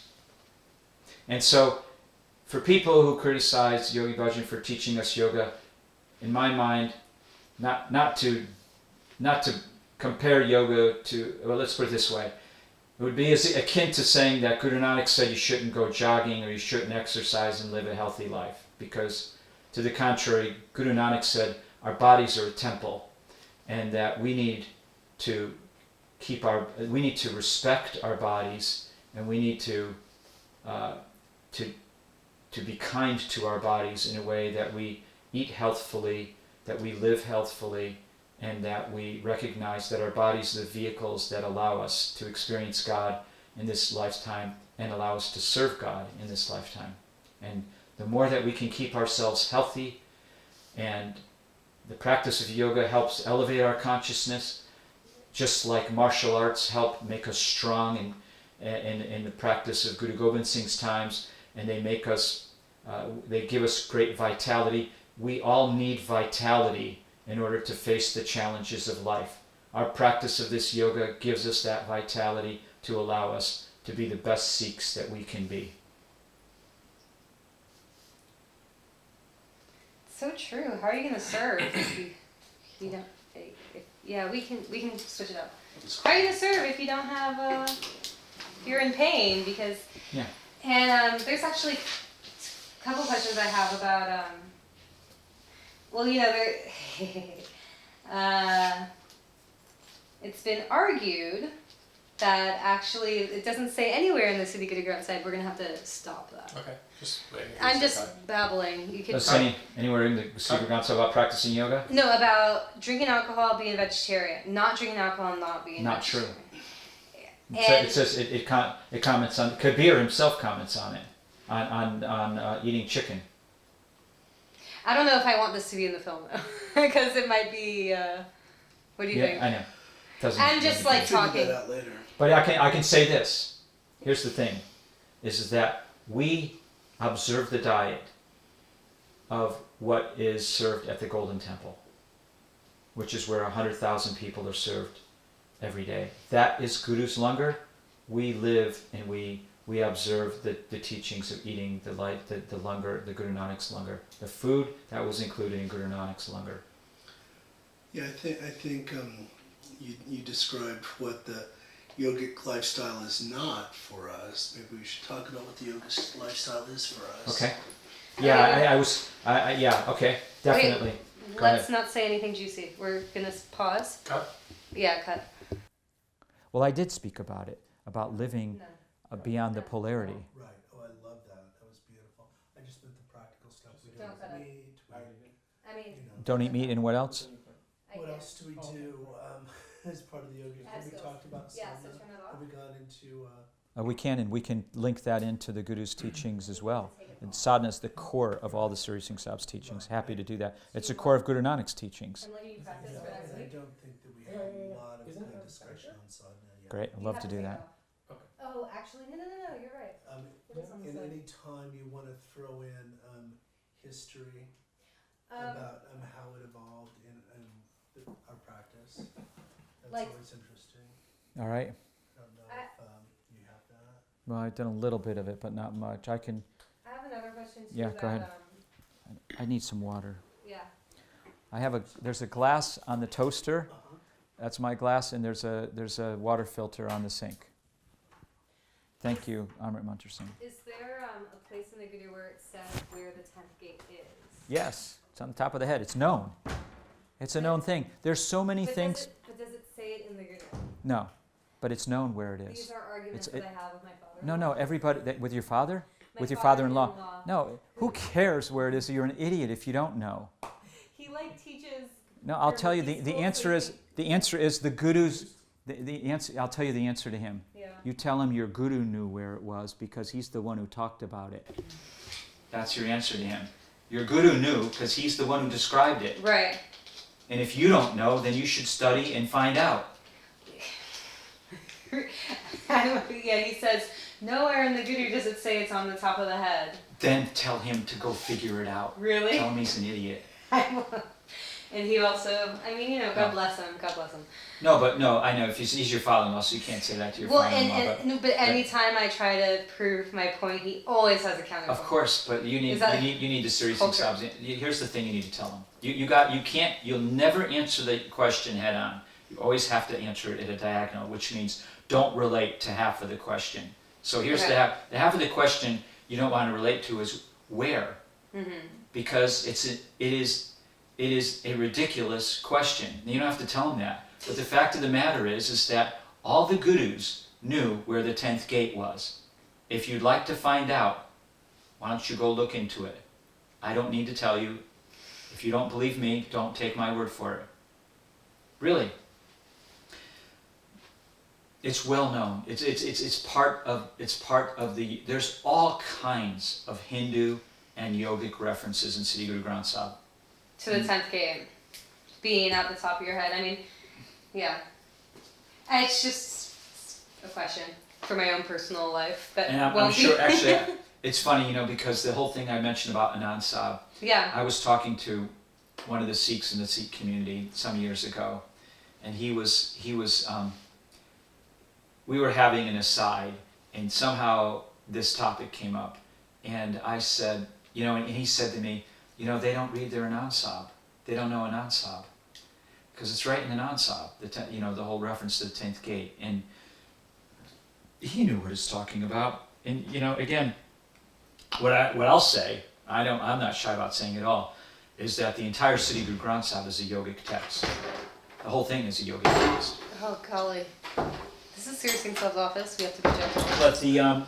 But thank you, sir. He's putting his cup on the... It's, again, the Sri Singh Sahib was practical.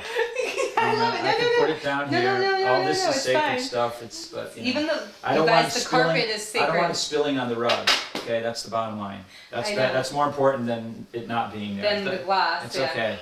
That's what glass cleaner's for. So funny. I'm so grateful. I like that you rephrased the in the world but not of it.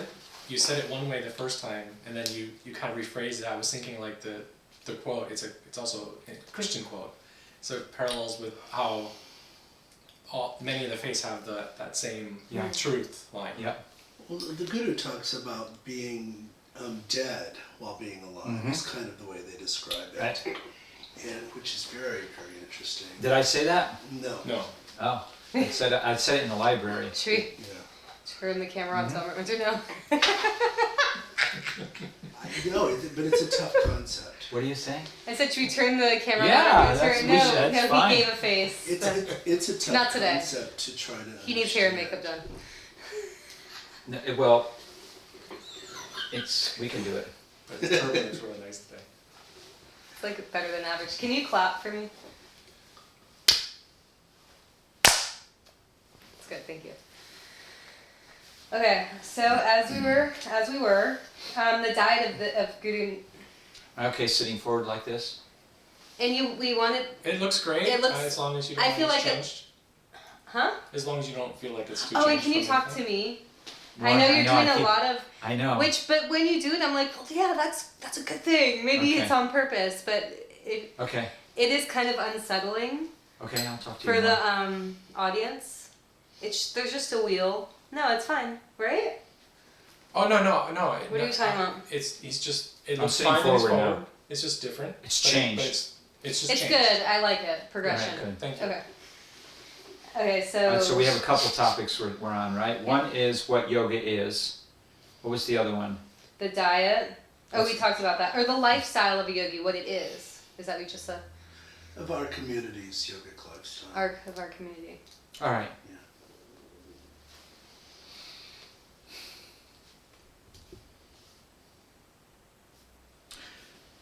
Historically, if you look at the times of the gurus, the guru would come to an area, he'd teach, and then he'd go. and he may not ever come back to that area ever again. His Sikhs would have to go see him. And those Sikhs practiced the lifestyle according to their needs and according to their understanding. And so all throughout Sikh history, there are many interpretations as to what the actual lifestyle of a Sikh is. There's a lot of interpretations about what the practices are and how they should be approached. And in fact, there's such a wealth that no person could do it all. What you find is that individuals as well as communities become oriented in certain ways according to the leadership in that community. And historically, Sikhs used to fly the flags according to their particular regiment of their. And when we look at it in the times of Guru Gobind Singh and possibly before, certainly after, the Sikhs would fly different flags, different Sikh flags, and that would represent their particular dal, their particular regiment, if you will. So there are always differences.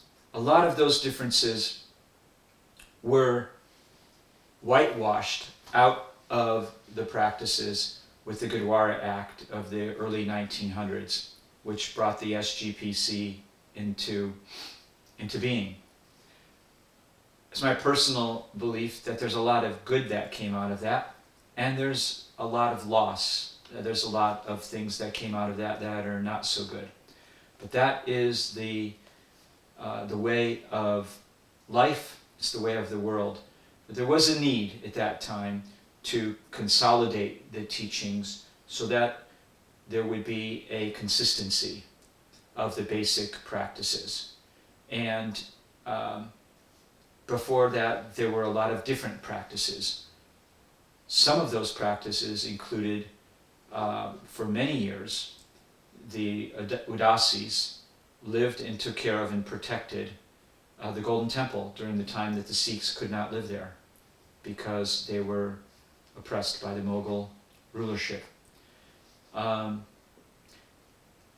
Many of those practices were part and parcel of common Sikh practices. Many of those were either lost or considered to be fringe practices. And however they're viewed, they are part of the culture. And so yoga has been a part of the Sikh culture all along. And if not in the practice, which many of the historically traditional Sikhs would view yoga, they will not see it as part of the mainstream of the Sikh teachings. And yet, it's all a matter of interpretation. So they are very much a part of the mainstream of the Sikh teachings if you really understand the science of yoga and what it's really all about. At least the way that we were taught it by the Sri Singh Sahib. And the first part of the science of yoga is sadhana. Sadhana is your core discipline. Sadhana is specific. Sadhana is getting up early in the morning, 2.5 hours before the sun rises, taking a cold shower, waking your body up, invigorating your body, sitting down, in our case for the Sikh Dharma and for Sikhs in the world, reading your banis. We read Japji Sahib in the morning. Then we, our dal, our community, we do a vigorous yoga set. Why? Because we know, and we know from experience, that when we do our Kundalini yoga, that it opens us up to a higher meditative experience. We're able to sit and concentrate and meditate longer and better as a result of that practice. And so that is sadhana for us. We come, we get up 3 a.m., we take a cold shower, we come together, we recite Japji Sad, which is the poetry, the words of Guru Nanak Dev Ji. We do a vigorous yoga set, we sweat, we pressurize our glandular systems so that they're secreting and our pituitaries and our pineal glands are opened up, and we feel invigorated, and we strengthen our nervous system so we can sit and we can be strong and still and meditate. And we do an hour of what's called Nam Simran. We just chant God's name through various different Gurbani and Guru's mantras. So that's sadhana, and that's the core of a yogi's practice, and it's the core of the Sikh practice. Now, all Sikhs don't do Kundalini Yoga, but, in Guru Ram Das Ji's words, anyone who calls himself a Sikh. In Guru Ram Das Ji's words, anyone who calls himself a Sikh will rise in the early morning hours, in the ambrosial hours, take a bath, and meditate on God's name. And when the sun rises, up until the time the sun rises, and once it does, then he goes out and lives his daily, does his daily work and lives his life. But also, now let me add to this. We talk about the science of yoga, okay? We talk about the technology of these teachings. There's a study that I read decades ago about melatonin in the body, which is very directly related to the body clock, okay? And I'm not going to try to quote the study specifically, but the cycles of when melatonin turns on and turns off is at 4 a.m. and 4 p.m. Sri Singh Sahib, and we know the early morning hours are called Amrit Vela in the Sikh tradition. Why is it called Amrit Vela? Amrit means nectar. It's the end. Let me just share with you, with everyone, with anyone, that nectar is a physical thing. It is not just an imaginary thing. When you chant, you will actually have a nectar that's created with and among and about your tongue. It has a rasa in the language of the gurus. There's a flavor and a sweetness to it.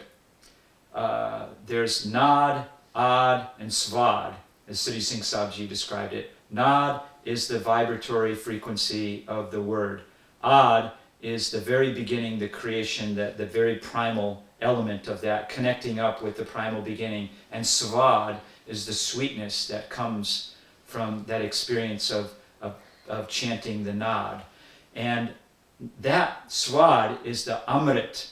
Amrit is an ancient yogic technologies. When you sit and meditate and you chant God's name, there are scientific ways that they would create this rasa, this juice, this nectar that's secreted by the brain, that is a flavor, a taste, an elixir of sorts. And that's Amrit. And Amrit Vela is the time of the Amrit, and that is specifically those couple of hours before the sun rises. It's no coincidence that that's the time of day that we practice and that that Guru Nanak taught. Get up early in the morning and do this sadhana. The other side of the day is called Sandhya Vela. That's the time of day when the sun is coming down. It's a time when it's time to start gearing down and letting yourself coast. Starting to relax, starting to wind down so that you can get prepared to go to bed early and get up early in the morning. Early to bed, early to rise makes a man healthy, wealthy, and wise. So we get up early, that's part of our yogic practice. We grow our hair long, that's part of our yogic practice. Both of those are core to the Sikh Dharma practices. We meditate. Okay? What is meditation? Meditation is when there's many ways that you can meditate. The most common way that Sikhs meditate is by doing Simran. Simran is when you repeatedly say God's name, singing it or chanting it. So you say Waheguru, Waheguru, Waheguru, Waheguru, And you say that to yourself. And after a while, you say it for 5 minutes, you say it for 10 minutes, 15 minutes, 20 minutes, 30 minutes. All the thoughts will come. They'll surface. All your memories from the day before, something you haven't thought of in 30 years, something you ate, something you drank, something, anything, everything will come up. It's your subconscious starting to surface. And as these things come up, you say Waheguru. Something else comes up, you say Waheguru. You just keep cutting through every thought with the mantra. That's the science of Simran. And the whole concept, which is all throughout Sri Guru Granth Sahib, is that a Sikh is to live in the world as if dead in the world. Now what does that mean? It doesn't mean that you lie down and you pretend to be dead. What it means is that you live detached from the effects that the world has. You remain detached and neutral. You remain non-reactive to whatever occurs, so that you're not subject to your emotions and to your feelings and to every thought that comes through. But you are the master of your own mind, because you cannot master yourself unless you master your mind. And that is very much a part of everything that's taught in Sri Guru Granth Sahib. That is what the science of yoga is all about. So you can read Sri Guru Granth Sahib however you want to read it. But from my experience, I will say that everything in Sri Guru Granth Sahib is the definition of how to be a yogi. Because there's no difference between being a yogi and being a Sikh, unless you look at, if you're living the lifestyle of a Guru Nanak, Guru Gobind Singh yogi, which is all about living within the world, not living separate from it. We're not living an ascetic lifestyle. We're not giving up our families. We're not giving up all worldly things. We want worldly things, but we don't live only to achieve worldly things. We live so that we can have good worldly things, so we can be graceful, and so that we can serve, so that we can benefit our families, so we can benefit our communities, and hopefully, if God blesses us, then we can benefit the world.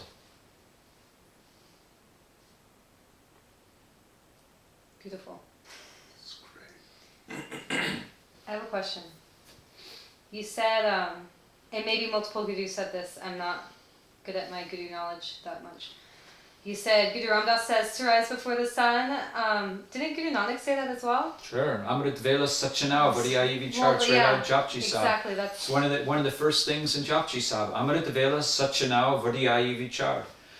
Rise in Amrit Vela is the time. Amrit Vela Sachanao. Chant the name. Chant God's name in the Amrit Vela. Sachanao. Meditate on that truth of the identity of who you are. How do you do that? You chant God's name.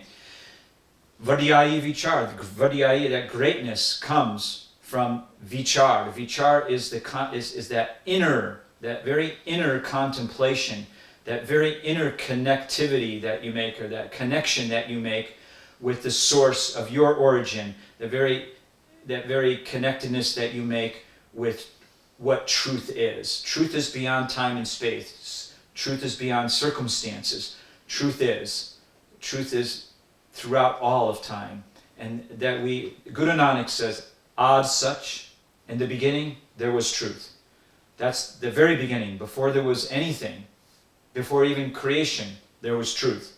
Jugad Sach, throughout all the ages, from that very beginning through all time. How long has the universe been in existence? This universe. And what about all the other universes that are beyond the one that we know? Then, Jugad Sach, He Sach, right now, is truth. That same truth that existed before time, throughout all of time, and right now, that same truth is there. There's a core principle, it's that string that goes through all time and space, which is God, which is the infinite, the cosmos, and all that is, that's still present. He be such, Nanak hosi be such. Nanak says, because Nanak always talked to himself. Why? Because he's a yogi, because he's talking to his mind. He's saying, listen, this is what it is. And he says, Nanak, hosi be such, hosi be such. Nanak, that same truth is going to be forever. That's yoga. I always find it really interesting that in the City Good Ground side, it sometimes it gives different names of God, but for the most part it just says the name of God. It's like insert here whatever you want God's name to be. Is that what its point is, do you think? Like, what is God's name? Well, right. God's name is, yeah, Yeah. definitely. I am. Yeah. I mean, that's the unique thing too, is that, you know, the Sikh concept of God is one that is Sirigun, is Nirgun Sirigun. There's the formless. God is the formless. And whatever you want to call that God, you can call that God. You can give any name to it, but if you identify that name to identify with all that is formless, that's God. Okay, that's Nirgun. Sirigun is everything that's in the creation. And God is all of that. There's nothing, one of my favorite lines in Japji Sahib in Gurbani is Jeta, Gita, Data, Now, Vin, Nave, Nahi, Ko, Chard. Jeta, Gita, Data, Now. In every, even the littlest of action, there's now, name, identity. There's the truth, there's the infinite, there's the cosmos, there's that vibratory frequency that existed before and at the time of creation and still going on. Now last week, you know, we heard the news in science about the first measurement of a wave, of a radio wave that came from the beginning of time. So all these things are happening. They've been happening. They're still happening. And they needed to create an instrument that was so powerful that it was 2 miles long on 2 sides to be able to measure that wavelength. They got it. And they figured it out. And so those wavelengths are still happening. That's God. Everything in creation is a sound, can be distilled down to sound, because sound is a vibratory frequency. Even the cells in our body are vibrating at a frequency. They're all moving. All of that movement creates action. All that action creates effects. All those effects create things from the smallest to things to the biggest. That's God. It's all God. Somebody does bad actions, that's God. Somebody does good actions, that's God. Somebody is kind, that's God. Somebody is rude and harsh, that too is God. So who are we? What is our role? What is our responsibility? What is our place?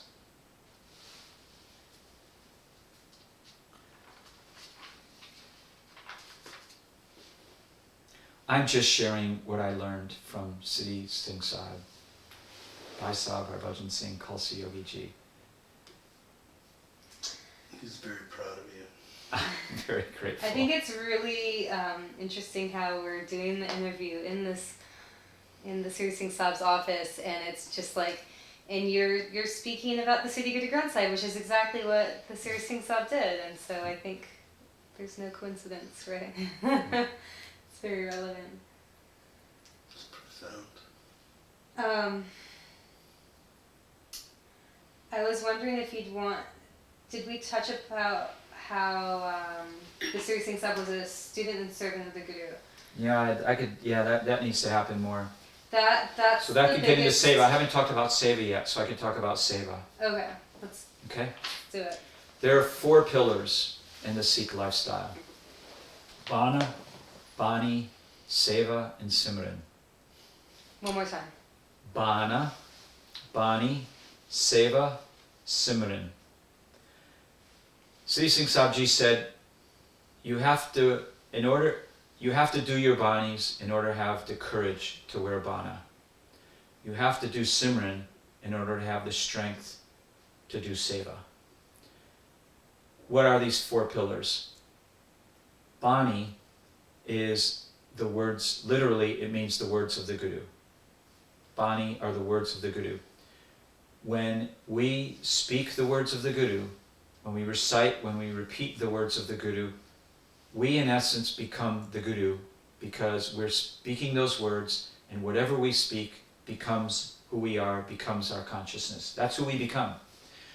And so we don't bow to a man. And this is part of the Sikh teachings. And the Sri Singh Sahib never asked us to bow to him, even though many did. Ultimately, there came a time when he said stop. And he wouldn't. People would touch his feet out of respect, which is traditionally, a form of respect that you show. There came a point one time when he said, stop, don't touch my feet anymore. I don't want that. And part of it was just too difficult physically for him to deal with all that energy. But also, he never wanted us to bow to a man, and he never told us that we should bow to him. He taught us from the beginning, and this is part of Guru Gobind Singh's teachings. He said, when he established the Sri Guru Granth Sahib, he said, you will never bow to another man. You will only bow to Guru, Sri Guru Granth Sahib. So that's part of our practice, and we live to those teachings. And so Sri Singh Sahib always told us that we had our Guru. Gurbani is our Guru, and Gurbani is our Guru, and we bow to those words of the Guru because they elevate us, they uplift us, they charge us, they heal us, they protect us, they nourish us. Those words are our life force. They're our life line. They're our lifeline to the infinite. That's what they are. They're our counselor. Those words are our guide. Those words are our medicine, literally. It's said in Sri Guru Granth Sahib that Gurbani is the medicine of all diseases. So that's what a Sikh believes. A Sikh believes that when you speak these words, those words are healing, those words are nourishing, those words are elevating, those words are uplifting, those words are mind-opening, consciousness revealing. They're all things to us, and that's what we revere. That is Bani. Okay? So every day, part of Guru Gobind Singh's teachings, when he established the Khalsa, he said Sikhs will recite their Banis, a set number of prayers each and every day. So we do Japji Sahib, we do Jap Sahib, we do, of course we do, with Japji Sahib, we do Shabad Hazare, we do Jap Sahib with Bente Chopi, we do Tab Prasad Swaya and Anand Sahib. Those are all Banis in the morning. We also in the evening do Reharas during the time the sun is setting, and we do Kirtan Swela just before we go to bed. What does this do? It gives us time to sit and be with ourselves and be with our Guru and speak those words and to reflect on those words. That's again vichar, to meditate on these concepts and to think about them. And just a thought of God, just the thought of the Guru will change our path in life. A little bit here, a little bit there. Those little changes allow us to live in less pain because we put ourselves through the discipline of surrendering ourselves to the Guru. And when we do that, we are blessed. And we say the Guru blesses us, but really we are just blessed because the blessing happens, because that's the effect. It's a natural effect. It occurs. So that's Bani. Bana is our dress. We live distinct in the world. We live in the world, we live distinct in the world because we have a code of conduct, we have a system of values that we live by, and that's the most important thing in our lives. And we define ourselves, and we represent that. We believe that we represent our Guru to everybody in the world. And we are living representations of the Guru, so it reminds us that we can't do this and do hanky-panky, as the Sri Singh Sahib used to like to say, at the same time. You can't dress like you can, but people won't like it very much, and they'll call you on it if you dress like this and then you go rob a bank. It's not going to look good. So that's bhana. The bhana puts you in a position where you remind yourself that that's who you are, and that's who you represent, and that's who you serve. So the next thing is Simran. Simran is that discipline and practice where you repeat the mantra, the name of God, that you connect with the identity of what it is, who you are, and you just repeat, jap. It's the first command in Sri Guru Granth Sahib. It's the only command in Sri Guru Granth Sahib. Jap, meditate, do the Simran, sit and practice and chant God's name. What that gives you is it gives you balance. It gives you strength. It gives you courage. It gives you contentment. It gives you subtlety in your behaviors. It gives you patience and perseverance. It gives you a lot of things when you do it. And it is essentially meditation. That is what Simran is. Simran is meditation. And then we do seva. Seva is selfless service. However, it's very selfish because the outcome of seva is you get so many good things happen in your life and so many blessings that it's really incredible. There's a thing that Sikhs call Nishkam Seva. That's the seva that you do that nobody recognizes. You don't look to get any credit for it. You don't ask for any credit. You don't expect anything in return, but you just give for the love of sharing, for the love of giving, for the experience of that, and for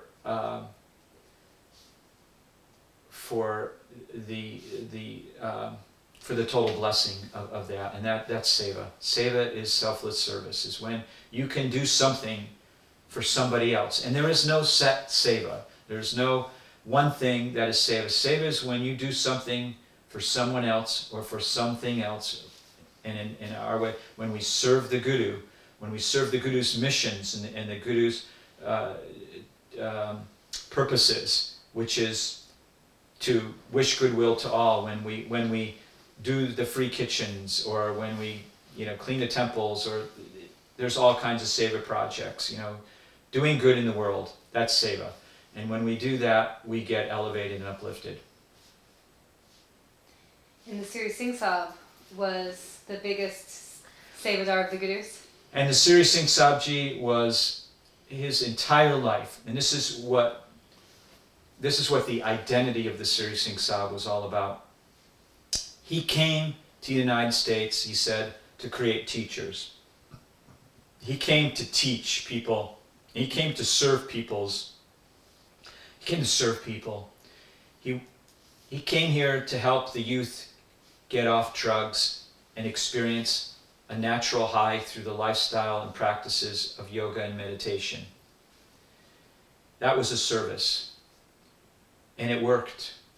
And people got high on yoga and on their breath and meditation, instead of getting high on LSD, cocaine, whatever else was going around. And it worked, and it changed people's lives. It had very powerful and deep impacts on people. And he continued to do that in many ways with everybody he met. Speaking personally from my experience of him and observing him in his life throughout the many years, he was dedicated to helping people. He was not dedicated to catering to people, but he would do anything to help you understand how you could be you, how you could heal yourself, how you could achieve happiness, how you could achieve success, how you could achieve patience, contentment, and courage. All things that we talk about and that we want in our lives. Everybody wants those things. Everybody wants to be able to be kind. Everybody wants to be able to be compassionate. Everybody wants to feel secure and self-confident. and everyone wants to be big enough to be compassionate and to be loving, and everyone, wants to be non-reactive to their environments and to be strong and to be an example and to be a leader in some way. But few of us know how to do it. And he was willing to put himself on the line and say, do this, try that, do this meditation, do this practice. It didn't matter. He said the same thing hundreds of times, regardless of whether we listened to him or not, and of all of his teachings, it all came down to do sadhana. Do sadhana. And what is that? He didn't care if you meditated 5 minutes, 5 hours. The point was, do something. Just get up in the morning, whatever you do, give yourself whatever time you can give yourself to sit with yourself and meditate to start out your day and see what happens in your life. And it works, and it worked. And he was dedicated to uplifting people everywhere. That was his mission. And he was equally dedicated, part and parcel with that. He was dedicated to serving the Guru's mission. And what was that? He was dedicated to achieving that elevation by bringing people to the feet of the Guru, to connecting people to the lifestyle and teachings of the Guru in any way, big or small. Whether they decided to wear bana, whether they decided to become Sikhs or not, didn't matter. All he wanted to do was help people. And his means for doing that was to connect people with the teachings of the Gurus. That's how he did it. And you were saying yesterday how you were around when what were we talking about? Something about, you weren't here when it happened, Sikh Dharma and the Siri Singh Sahib, but you're around to experience what happened. Do you know what I'm talking about? You're talking about when it went from being more focused on yoga to Oh, I guess that's what I'm talking about. Is that it? Yeah. Thank you. I feel like that was something we wanted to talk about, or do you think we've touched on it already? I have talked about it, but let me see what you're... If there's anything more you want to add to it, I guess. That's just the only thing that I know what I know what I'm going to say on that. Okay. The Siri Singh Sahib was a very practical human being. He did not live according to social mores. He didn't, although he was very socially respectful and graceful. But he wouldn't do a thing just because he was supposed to do a thing, or it was thought that, or someone said he should do a thing. He did things because they were the thing that he needed to do, that were part of who he was. The Siri Singh Sahib changed. Who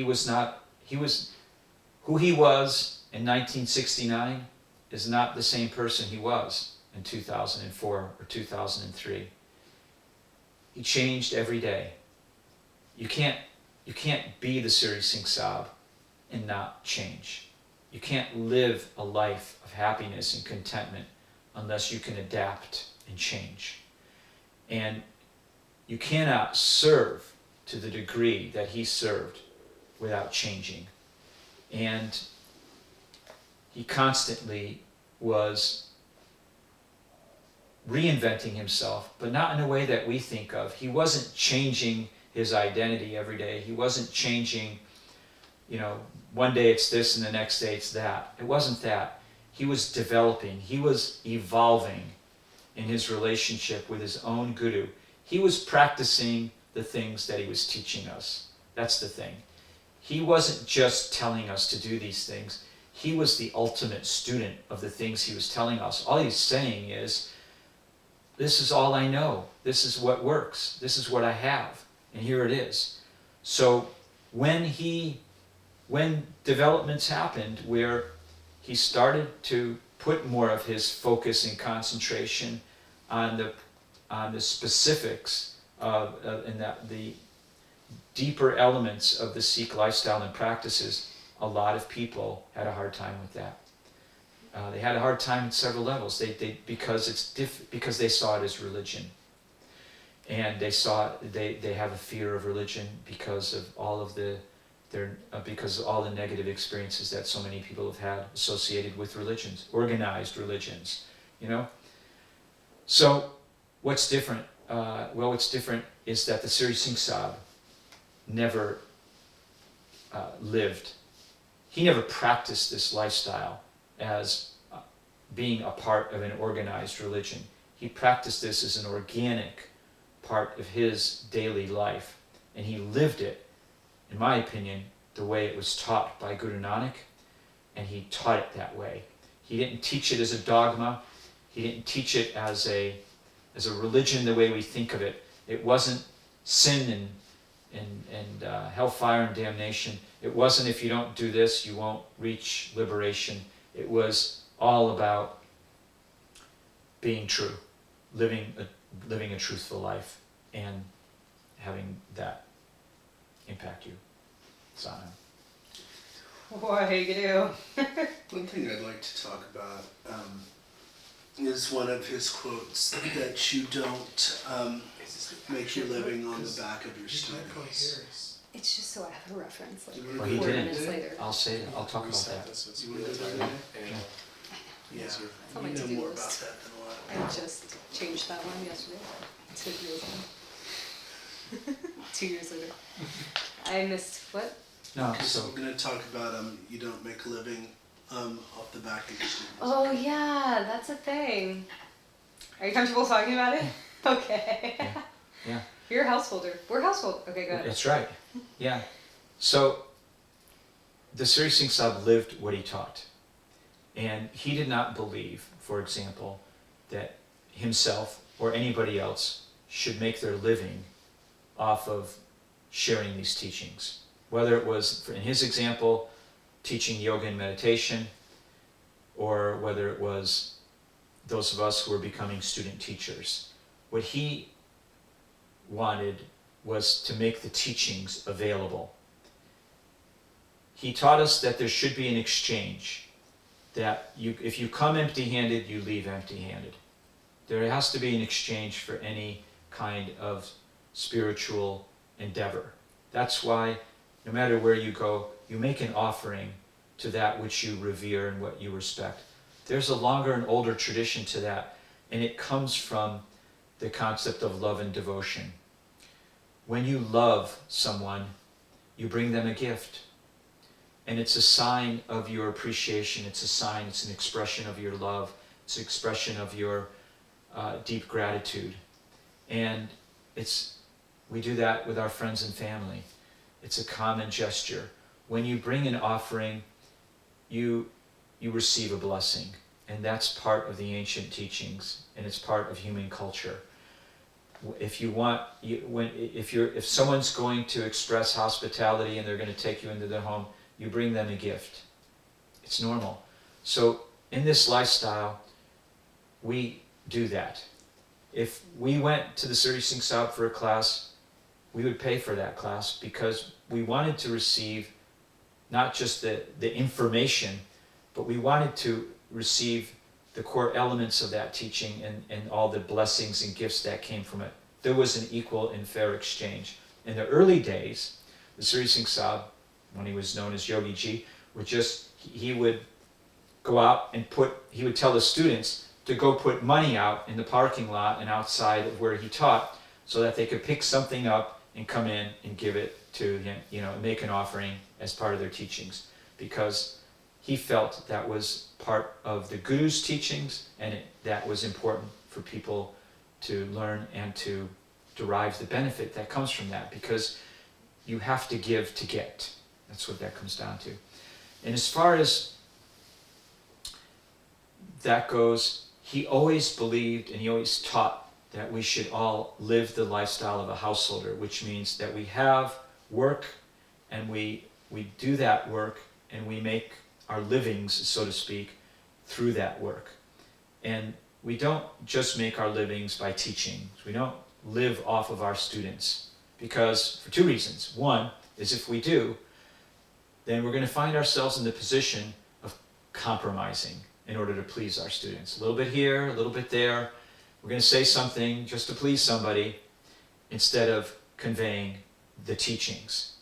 So that's one reason. The other reason is that you want to serve, and if you want to teach others to do the same, and you want to be an example of that. So he, in his example, had businesses that he helped establish, to create, inspire, and he made his living through those businesses, as well as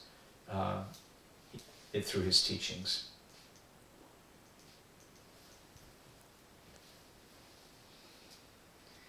Beautiful. Would the Siri Singh Sahib himself put the money in the parking lot, or he'd have other people? Sometimes he would. You have to. Guru Singh knows the answer to that. Yeah, that's he said. Yeah, that's what I thought. It was he himself. But he tells students to do it too. I heard both. And he never. Here's the other thing: if you compared the cost of his going to classes that he taught, compared to other people and other seminars and other meditation classes, his classes were dirt cheap. I'll tell you right off. He always wanted to make them. He wanted to allow the classes to be accessible to as many people as possible. And dirt cheap may not be the best characterization, but they were very affordable. And now yoga's a $62 billion industry. I mean, I feel like... Is it really? Yeah. Yeah. That's an article from last year. So started in India. Yeah. I mean, if you go down Beverly Hills, you see a whole wall of a building is yoga. Mm-hmm. Like some yoga advertisement. Yeah. Well, that's the other thing, the Siri Singh Sahib never put his name on the yoga. He never wanted to do that. He could have. He could have called it Yogi Bhajan's Yoga, Yogi Bhajan's Kundalini Yoga. No way. He said, look, this has been handed down through history. It's not my yoga. These are the teachings of the practice.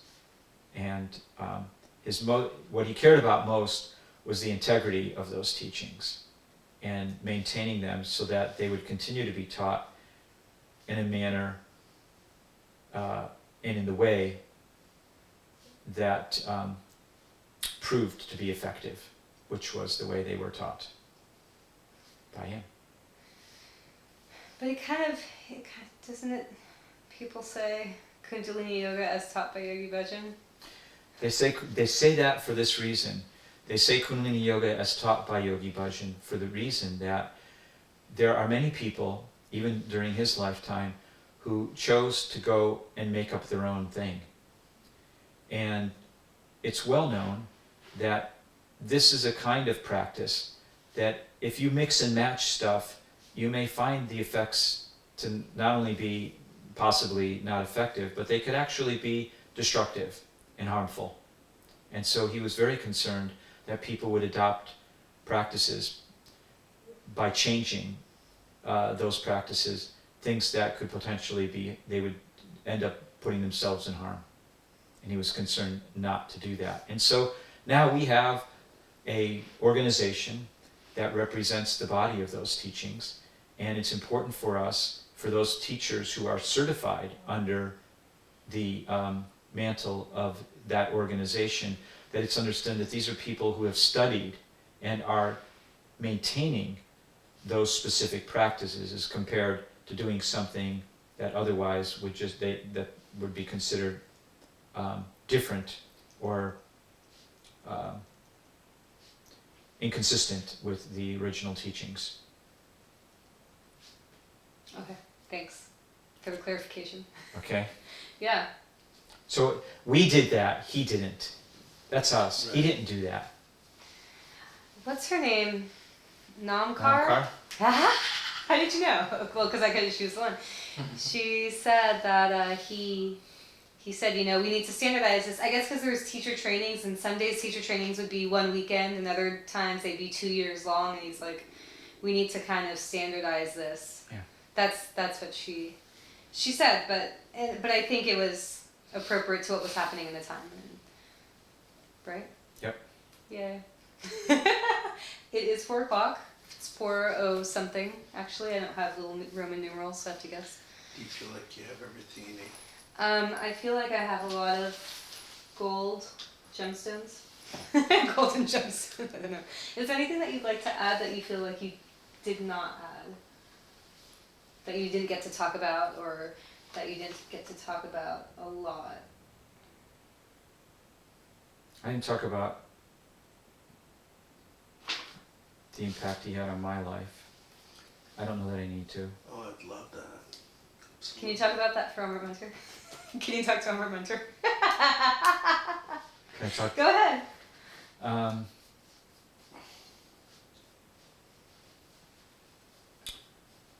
Yeah.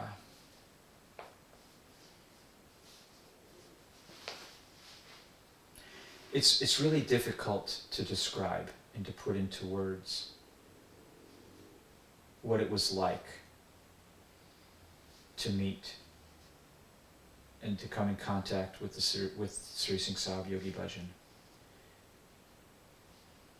And I came in contact with him somewhat long before I even met him in person, through the channel of a couple of his teachers that were teaching and set up an ashram. But the change that I went through between who I was and who I became was substantial, and it was a lifesaver. It was nothing short of being a lifesaver. It was it was a breath of fresh air. It was joy to a level of indescribability and happiness that was like something I didn't even know existed.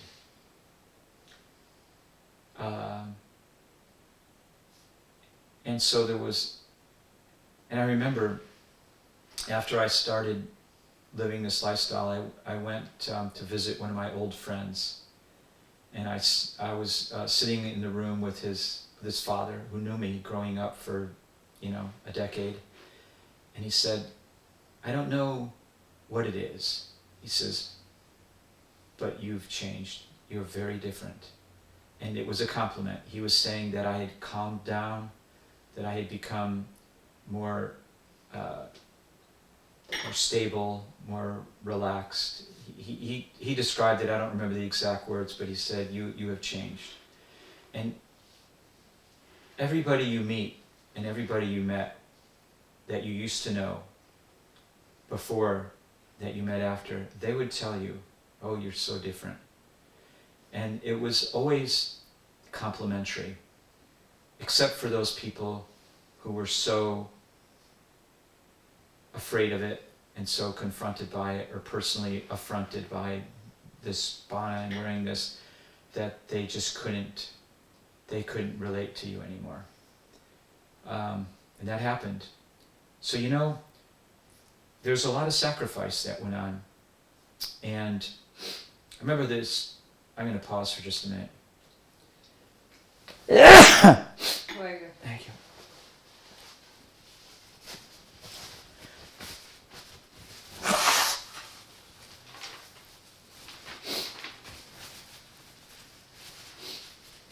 It was not an easy thing to decide to do this.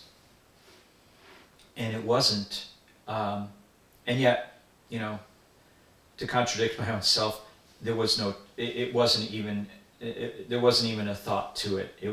That was what I was going to do, and that was what was going to happen. And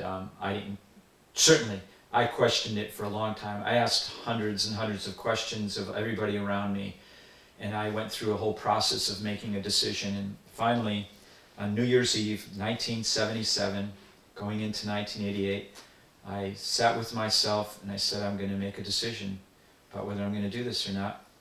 And I took I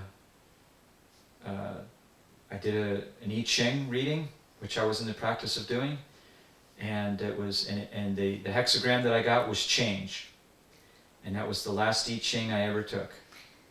And from then on, I decided that's it. I'm going for it. Hold on. Okay, itchy. What else to say? I don't know. Then it gets into talking about stupid stuff. Can you talk about how you're petrified in his presence? Yeah. And how, but you'd also feel like this energy Yep. from him, like he was working on Yeah. Just a little bit. You did talk Okay. about it yesterday, and maybe some Yep. the audio might be Okay. usable. It's not as good. Yeah, so he had special qualities that one could define as yogic qualities. In the yogic world,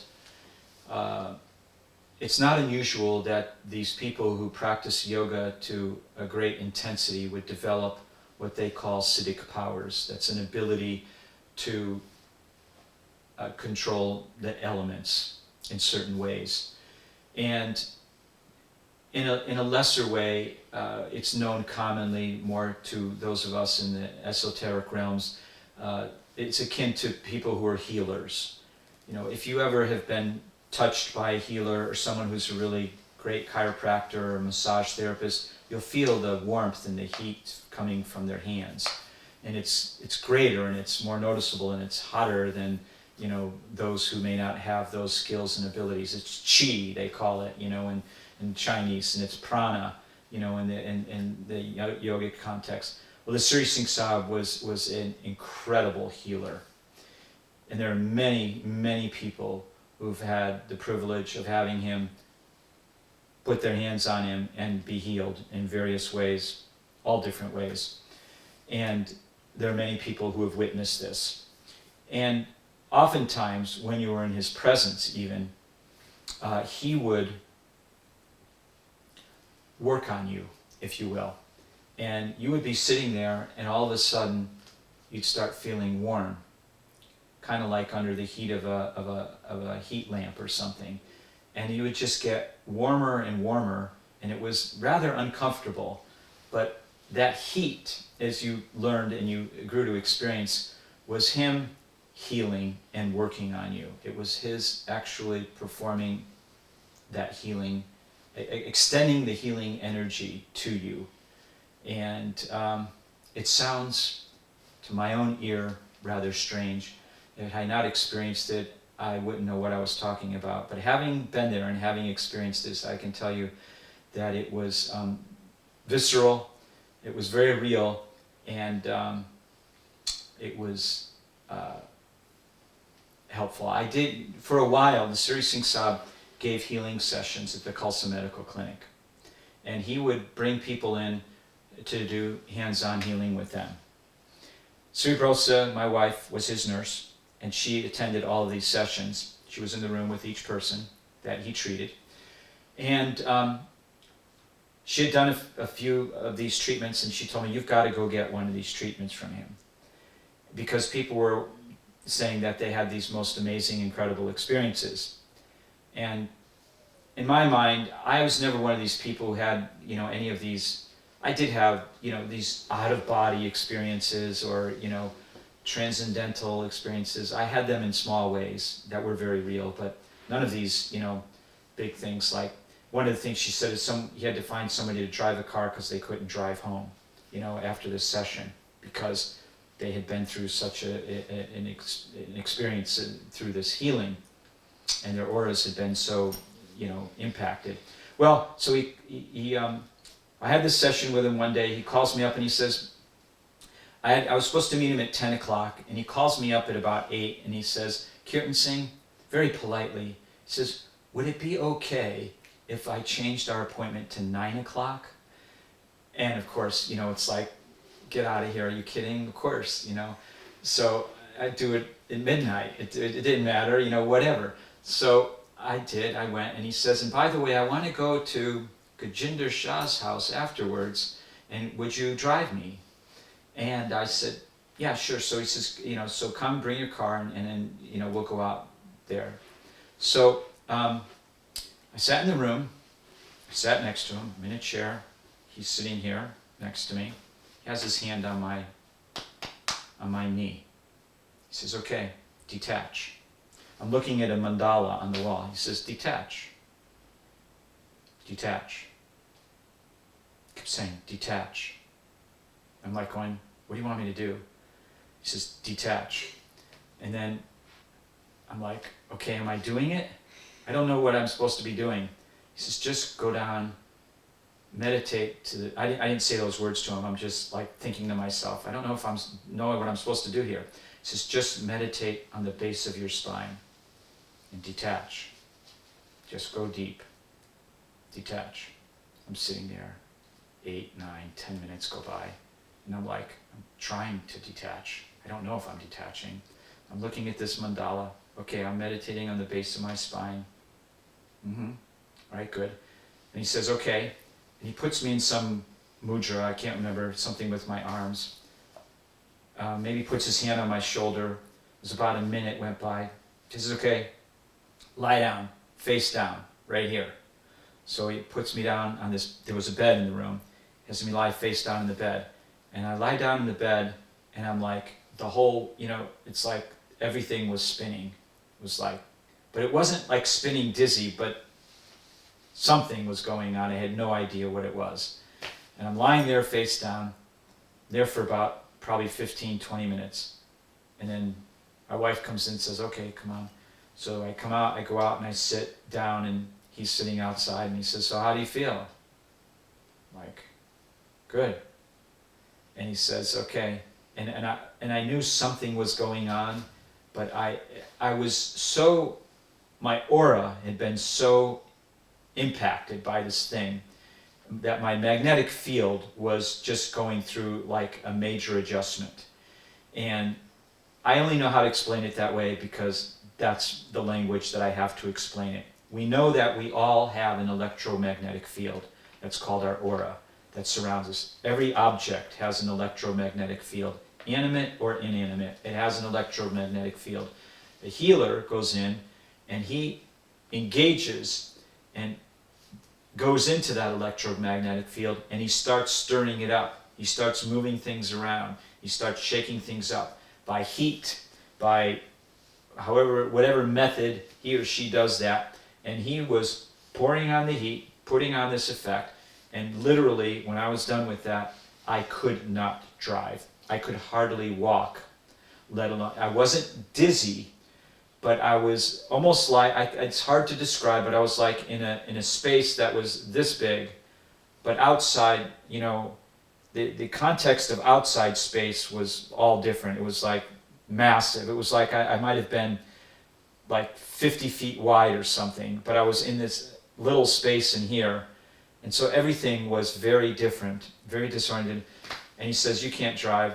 And I knew I couldn't. And he says, so he got somebody else. And he had me sit in the front seat. And every 10 or 15 minutes, he said, you okay? You okay? I'm like, yeah, I'm fine. And he says, now you have to maintain it. You just have to maintain it. But that was my little story, along with the heat. I'd sit in his presence. I'd be in the living room every night that he was in Los Angeles, most every night. After class, I would have the privilege of going in and just sitting with him in the living room.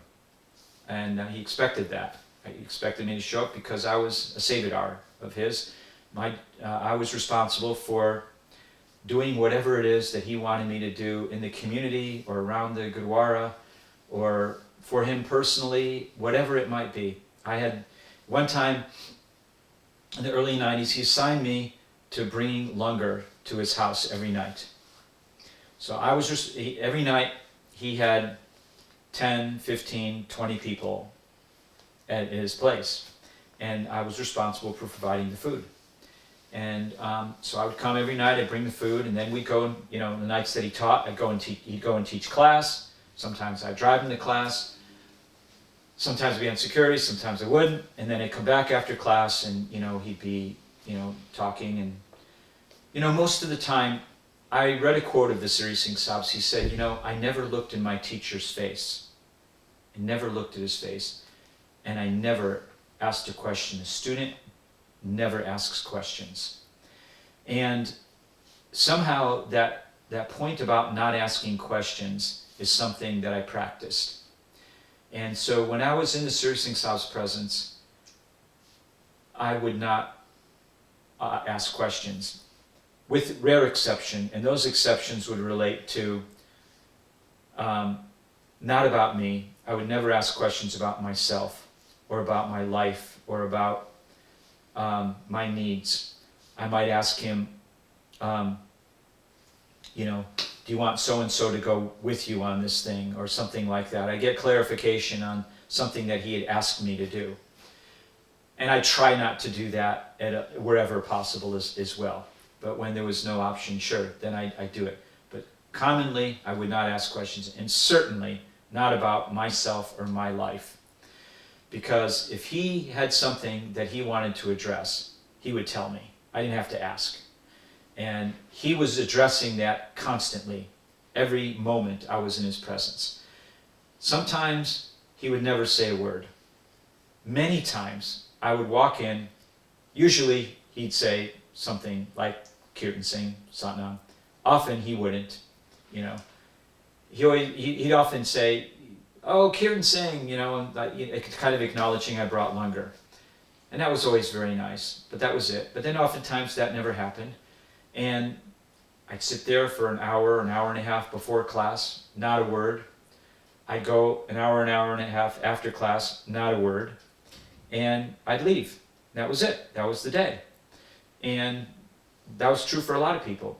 But a lot of other people, he have these natural conversive relationships with. That wasn't me. So he was always telling me what to do. And it was always about serving. It was always about service. And he expected that I would deliver on those things. And there was an unspoken rule that if I delivered, I'd continue to have the blessing of being in his presence. And if I didn't, then I wouldn't have a reason to be in his presence. And the thing about that service is that as much as it served him, in whatever way it was, moreover, it always served his mission. And his mission was to serve the Guru. And that could mean go pick somebody up at the airport. It could mean go buy somebody's groceries. It could be anything. It didn't matter. It could be 100 things. And you would just do it. And so that was my relationship with him. And I'd sit and I'd listen and I'd watch. And then he'd say something. He'd ask me to do something, or he'd call on me to do something. Or he'd tell me to do something, or if on occasion, he'd say something to confront something in me. Those were the hardest moments, and that was part of his teachings. He would often just challenge you and put you on the spot, put you on a hot seat, and start drilling into you verbally about what your problems were. And, and it was not for no good reason. It was never to harm you. It was always for the purpose of helping you get rid of your weaknesses and insecurities. Wagyu. Wagyu, and you were saying yesterday how in serving the Sri Singh Sahib, and he served the Guru, and so you're serving the dust of the saints' feet. Do you want to say that? Yeah, there's a line in Gurbani that says, many times in Gurbani it says, oh God, give me the blessing of being the dust of the saints' feet. Or Gurbani will say, let me serve the ones who serve the Lord. And I could never have had a bigger mission in my life or a better purpose in my life than to have been in the Sri Singh Sahib service. And there was nothing more fulfilling and more rewarding than that. And I cherish that. Because he was in such incredible service to the Guru that it was a small way that I could be linked up with that same service and purpose. I'm gonna cry. Thank you. That was really beautiful. I think you answered the only question I had. you gave your whole life to this man, and you continue to do this today and to the mission. And what do you get in return? And I think you've answered that beautifully. Why? It's Shall great. we Thank sign you off? for your work. Yeah. Thank This you. is really inspiring.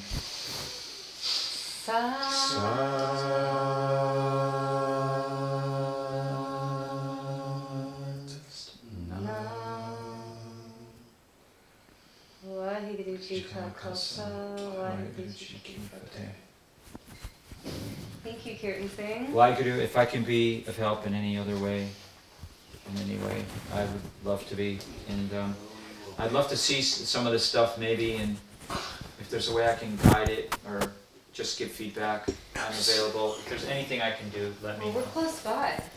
Huh? We are close by. Yeah, that's Absolutely. right. I think that And- I've been really waiting for your interview. I think Me your too. interview puts a real spine on this body of work. And we I need think that. so too. We definitely need that. And I kept getting, when I was sitting in that hot tub in Ojai, and he starts yelling at me that I have to make this film, I'm like, you're crazy. And then today he's saying, see? I know, I really felt the Sir Singh Sub's presence today. He's totally here. Can I have a picture with Kirtan Singh Yeah. for promotional value? I think it's for Sure. commercial Oh, do you value. know, I'm finally in contact with the licensing person at KRI, Putty Joe. Good, perfect, So good. that I was gonna say, is that the Sir Singh Sub? It was like that. It could be, but but it's a different heat. I know. Let me look at it. I don't know I how couldn't we remember can it. You best- take a photo of that. best get it. It's like what would I call it? The I don't know. It's like a panorama of the Dharma. And then you got the Golden Temple. You have whoever this goddess is. It's just I mean- Guru Ramdas. It's kind of like the legacy. It's like the it's like the history. It's a little bit of just the connectivity of all of it. Call it, somebody's. It looked like a Candyland. Yeah. Like Oh, it does. you start here and then you end up there. Yeah. Exactly. But in a totally respectful way. Oh, okay. This one can get a bunch of shadows for me. So this just Rocks and bags.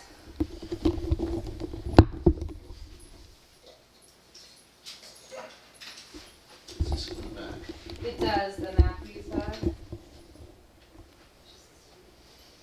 You know, this is Dee Dee's tripod. She's lent it to us indefinitely, I guess. Remember Dee Dee? Our first helper on this project? Is this the only thing that goes in this file? Yes.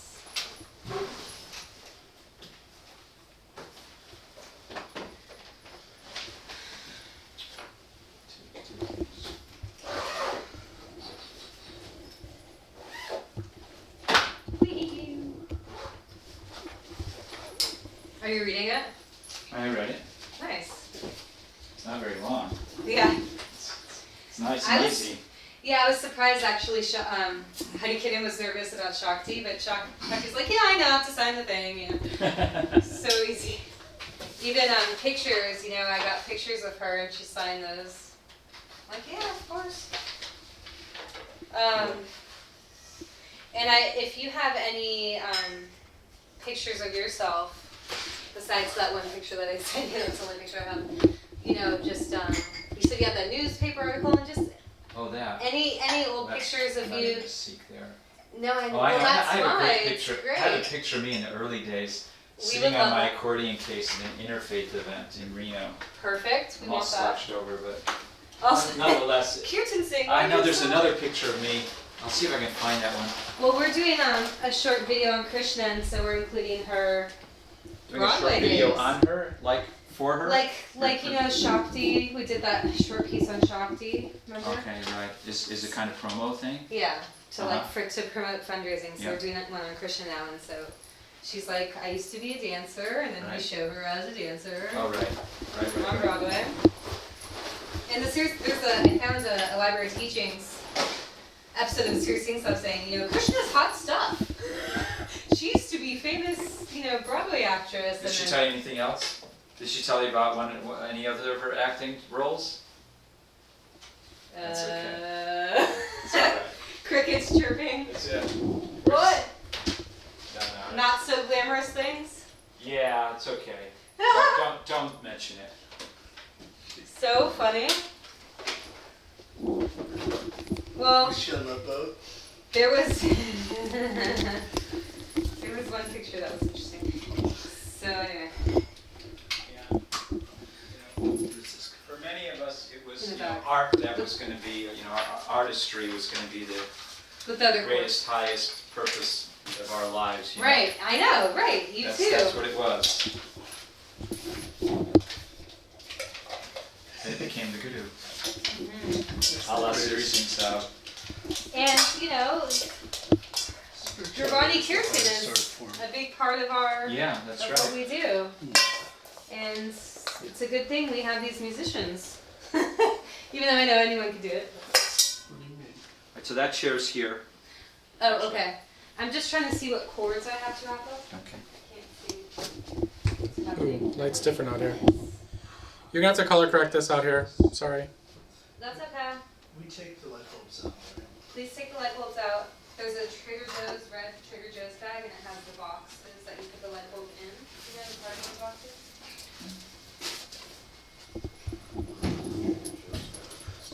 Oh, don't worry about it. Oh, somebody's drinking. Everything okay? Yep. It's your drink, but it was closed. Hopefully. Oh, okay. I'm coming that way. Camera. I wish they had the artwork in the office that I'm in. That used to be there. So was it. Yeah, they took it We moved it to, all to Espanola. right. This is an original right here. That's a very Sri Singh Sahib. That painting, Sri Singh Sahib had a vision. That's a picture of a vision that he had. That painting. It's a picture. He had this vision of Guru Gobind Singh on a horse. I guess it was before his 50th birthday. With his head. There's a story of it in Ibiza Truth somewhere. There's a story of this. He talks about it. It's Guru Gobind Singh on the horse with fire coming out of his head.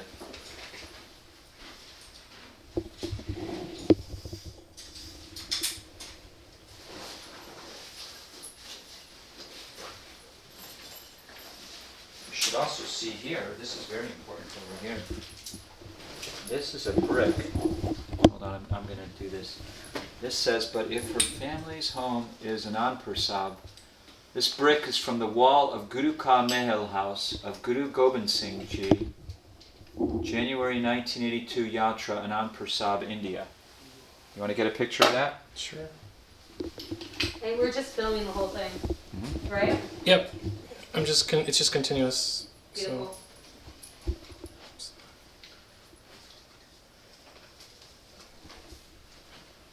I could get your car. Is it, oh, yeah. Can I give you the keys back? Mm-mm. Take that. Nice. This is a picture of, this is a seminar that we had here, Midi Pidi. This is one of the things that I was responsible for putting on. Yogi Harbhajan Singh Khalsa for participating in Midi Pidi seminar at Los Angeles, California. It was at Yoga West, actually. Oh, this one was at Sikh Center. I remember that one too. What else is there? Kind of good stuff in here.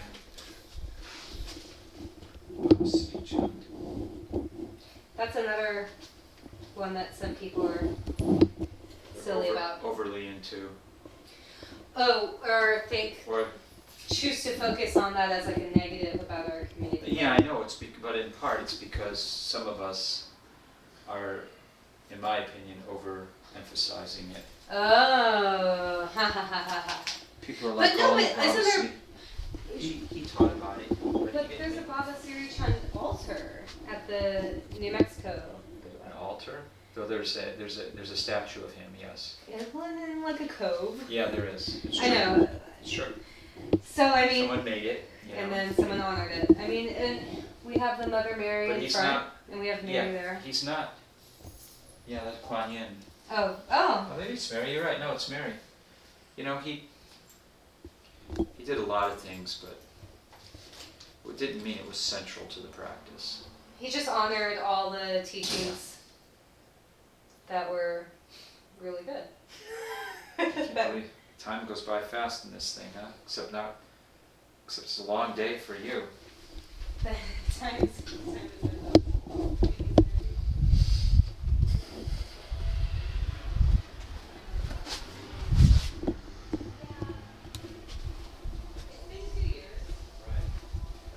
It is a lot of work. A lot of footage. It is a lot of footage. Well, you know, at Solstice and Satnam Fest, we get a lot, and then we come back exhausted. Well, this is well,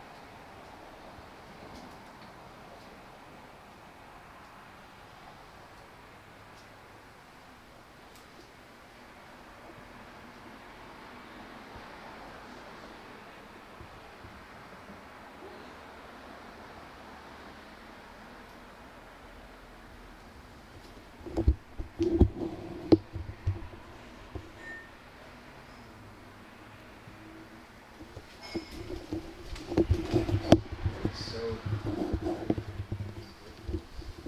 She just loves to shop. what'd you say? She loves to go shopping. She Oh, likes yeah? getting a good deal shopping. That's her thing. And so, we're talking about my mom. It's not relevant. Cut out the audio. She told Sadaftar, "Oh, I got the cutest, present for your little boy on the way." Yeah, because she's having a boy, and Sadaftar's like, That's the first I heard. "Oh yeah," and Sadaftar said, "Well, you'll be the first to get the prize as the first person to buy a gift for the kid." My mom said, "Gifts, plural." That is funny. I know. She's a bold one. When does she do Saturday? It's around solstice time actually, Okay. like middle of June. 1, 2, 3. Yeah. One, Was two, it- three? Oh, well, Better it's get long. out of there. Yeah. I don't know if it was all the way to the wall. I think it was just there. Not sure. It's fine. I feel like it was more this way. Okay. That's how I feel. Okay, I'm cutting. Is that enough? Sanam. No. Okay, I'm cutting Sanam.